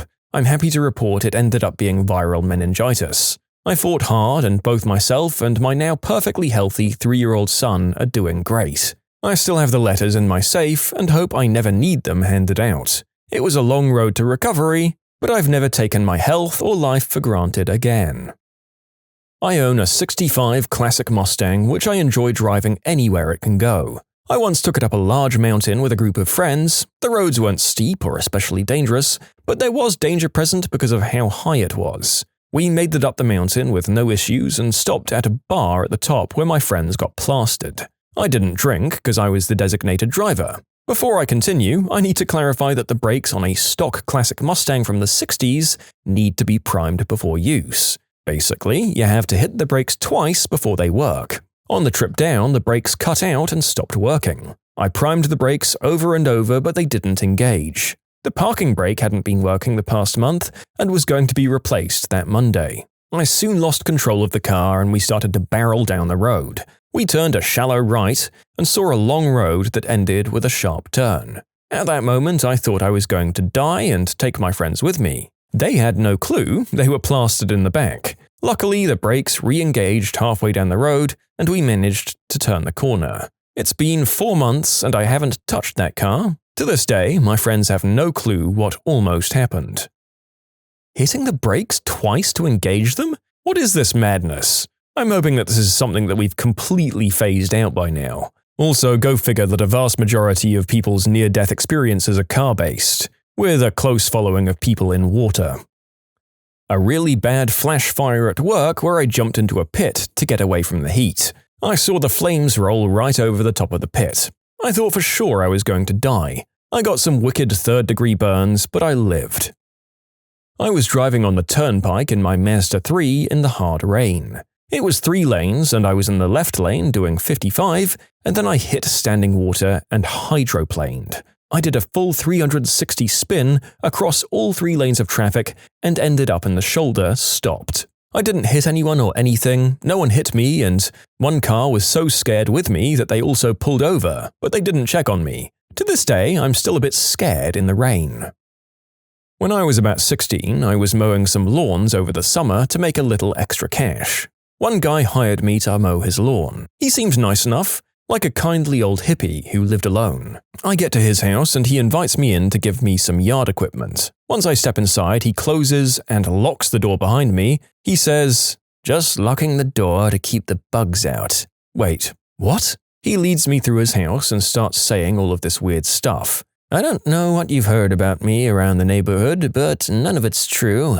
I'm straight as an arrow." We get to his basement. I keep the mower in the basement. I probably should have hightailed it out of there, but as a polite teenager, I followed him down the stairs into said dark basement. Once I get down to the basement, my eyes adjust to the darkness. I start to get really scared. The entire basement has been plastered in 1970s Playboy undressed centerfolds, but they've all been chopped up, missing heads, missing limbs. That's when I turn around and see the guy emerging from the darkness, wielding a machete. That's when I was sure I was going to die. I just didn't know if he'd hack me up right then and there, or lock me in the basement and torture me for a few days. My fight or flight response was about to kick in, but then he hands me the machete and tells me to use it to cut back the kudzu. Huge relief. I mowed his lawn and cut back his kudzu, and the whole time I could see him watching me out the window. I finished as fast as I could and got the heck out of there.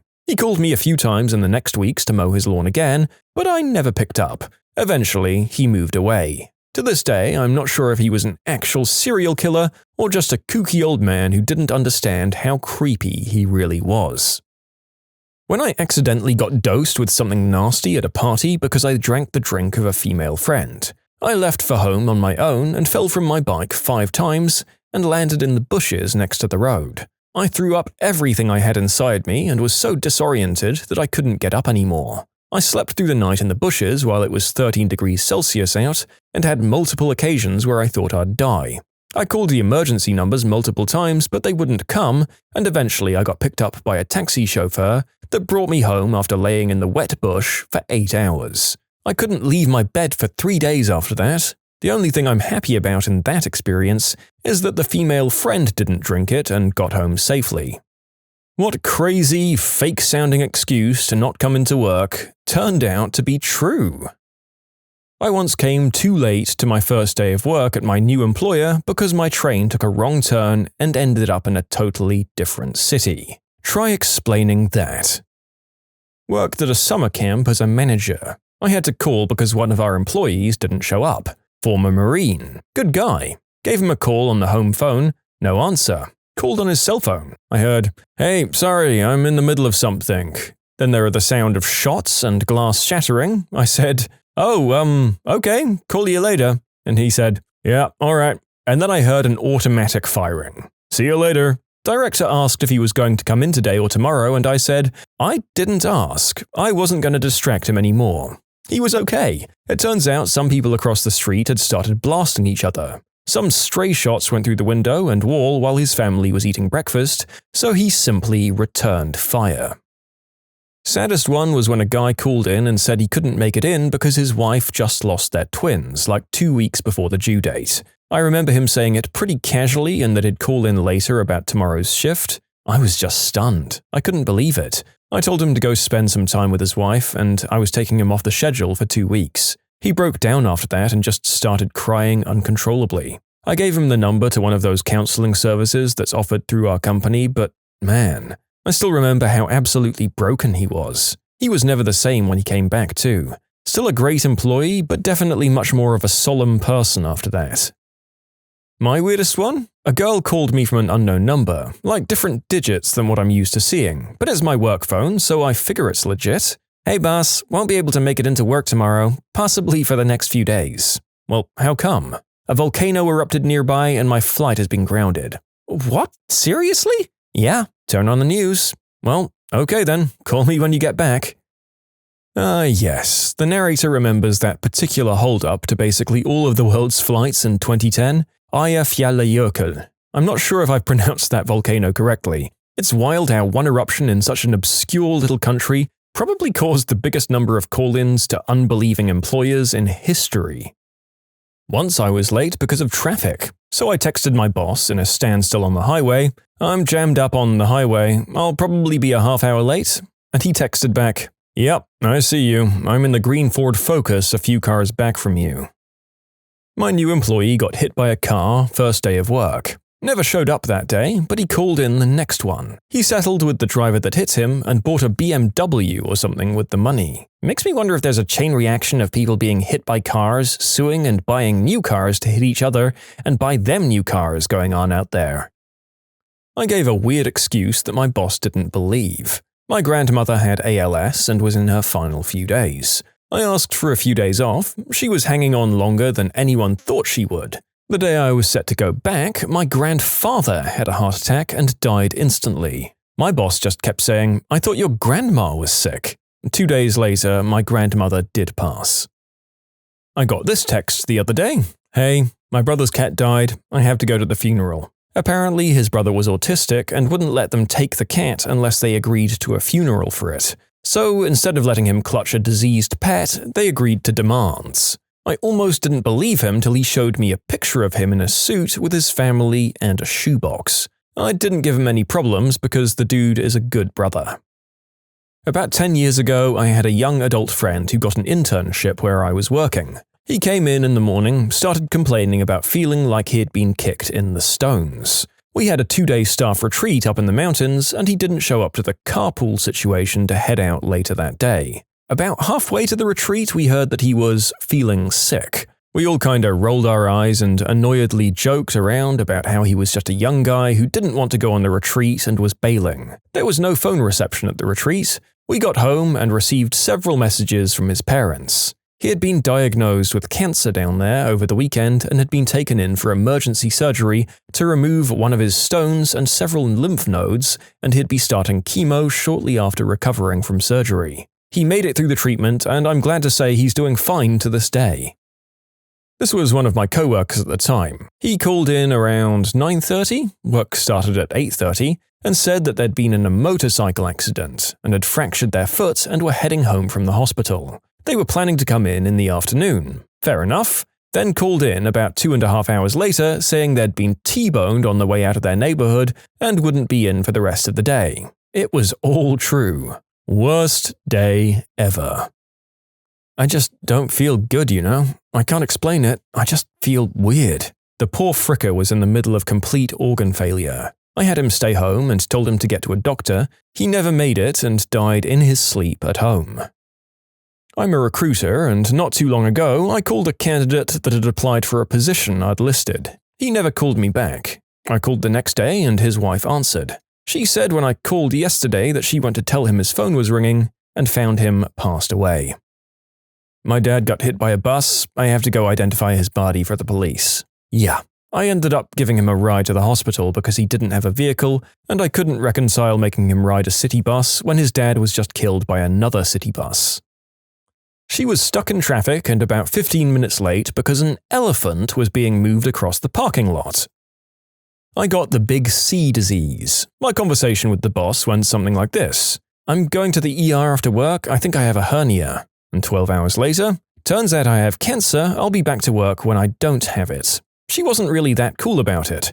Tried to fire me while I was going through chemo. A year later, different job, cancer comes back in the lymph nodes. I tell my new boss, "That cancer I had, it came back. I have to travel to Indiana for surgery." And she calls me back, "I got you 6 months of short-term disability." Not only that, she gave me $1,000 of her own money to help with medical expenses. Good bosses can make or break how you feel about a job. My son was late to work once because of a whale. It got itself lost and stuck in the harbor. Too many people blocking traffic on the bridge, trying to get a look at it. He couldn't get through. One morning I went to open the door to my apartment and the knob came off in my hand. The shaft came off with it, so the outside knob fell off as well. After 30 minutes of jabbing at it with a screwdriver, I called a locksmith, and then my boss to explain to him that I'd be late because I was locked into my apartment. I had to call in late because the door fell off my apartment. I went to leave for work, closed it behind me, and heard a loud crash. The hinges had come unscrewed and fallen off. Since I couldn't leave my apartment without a door and I didn't have an electric bill, I had to wait for maintenance to come put it back on. My boss thought I was lying until I took a picture of the door lying on the floor and sent it to him. Well, this one time I had to call in because my house was burning down. I'm a 911 operator, and this is the kind of call I expect to get at some time. "Sir, you need to get out of the house." Well, it's a corded phone though, and I kind of feel like I need to call my boss first. I've had iterations of that call before. I guess one of the advantages of us having these little pocket computers that we're glued to 24/7 is that now slaves of their workplaces can not only reliably call from outside the inferno, but also video in for the ultimate in irrefutable evidence. There's a dead body in my house. It turned out her roommate's brother was misdiagnosed with asthma when he had pneumonia. She tried to come in after to work. I sent her to go get a beer and her nails done.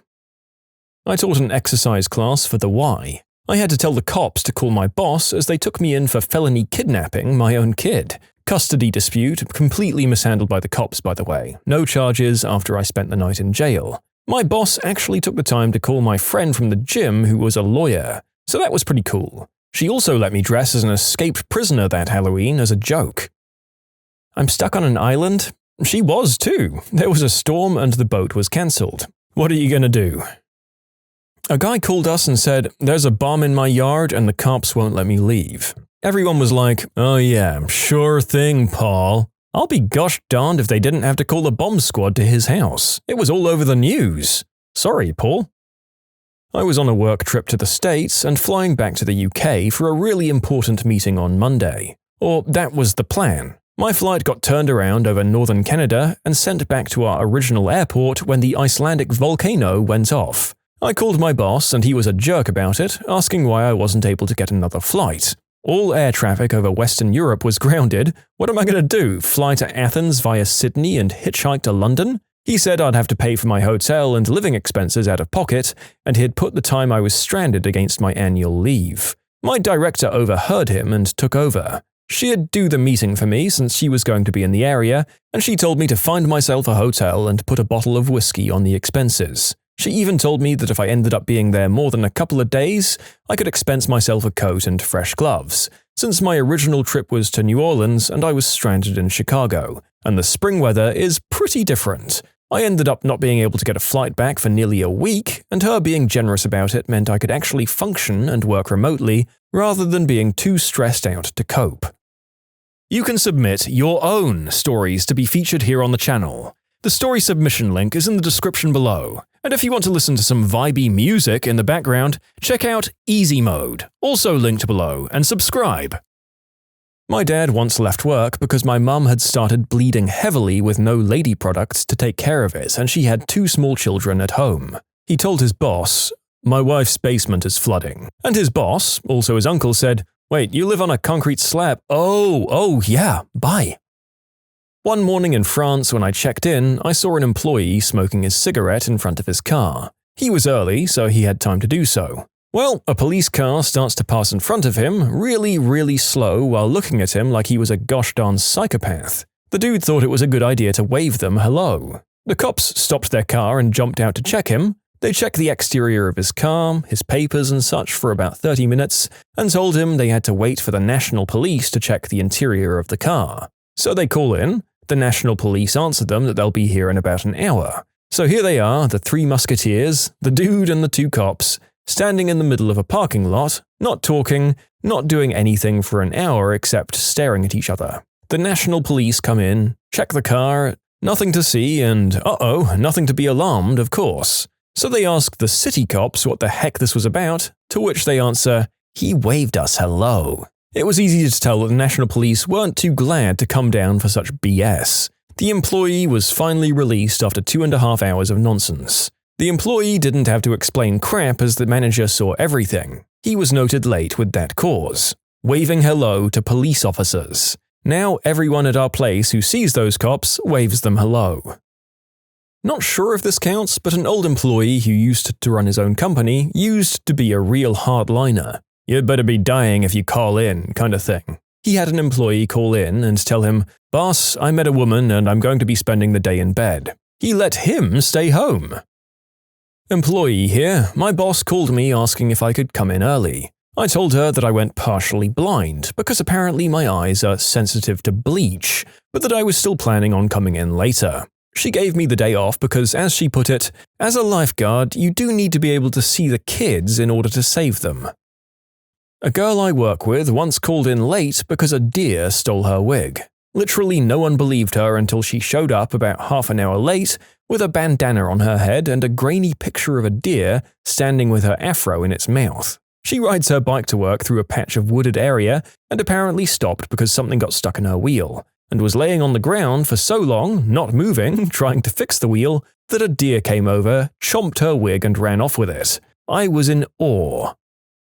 Once I had to ring into work because I'd fallen cleaning my ear with one of those cotton earbuds. Bad for you, I know, but they just feel so good. Anyway, I had to go straight to the emergency doctors. Luckily, no lasting damage, but I had awful hearing and dizziness for weeks. I'd just hired a new prep cook. About a week in, I was driving into work and I passed a truck pulled over on the highway, and a guy running back to it carrying something in his hands. He looked vaguely familiar. Anyways, I got to work and went through the motions. 20 minutes past the time he was supposed to arrive, I called him up to see what was going on. He said, "Sorry, I had to, stop and take care of something important." The way he hesitated made me suspicious. I asked if he drove a red Ford. "Yeah." I respond with, "Did I see you picking up roadkill this morning?" Turns out he saw a dead raccoon, picked it up and drove it back home. Fast forward to a week later and he's got a raccoon skin mounted on his truck dash. I was the employee that was late. The truck was transporting bees, got in an accident on the freeway, overturned and released most or all of the bees from it. They were trying to contain some of them, but I believe they lost most of them. This was about a half-hour north of Seattle. A lot of people were late that day. Not the bees! I mean, once a container explodes, can you really do anything about it? In any case, there must have been at least one employee fired that day because their boss just flat out wouldn't believe them. I technically was already at work and left early for this. I went to my supervisor's office. Where I work, each department is broken up into two: wrapping and makeup. I work at a snack production plant. Makeup makes said snack and wrapping wraps it and sends it on its way onto the trucks. So, in the office is my boss and the makeup boss, a super chill guy. It went like this. "I need to leave," I said. "Why?" said wrapping. "I have a situation that I need to take care of immediately. Now." "Did you crap yourself?" said makeup, way too excited about it, I might add. No, my hemorrhoids have ruptured. I have about 5 minutes before the blood soaks into my pants. I need to go home." Get the frick home," say both bosses. I didn't try to keep it secret as I don't care, but it was kind of funny for a few days being the guy whose butthole exploded.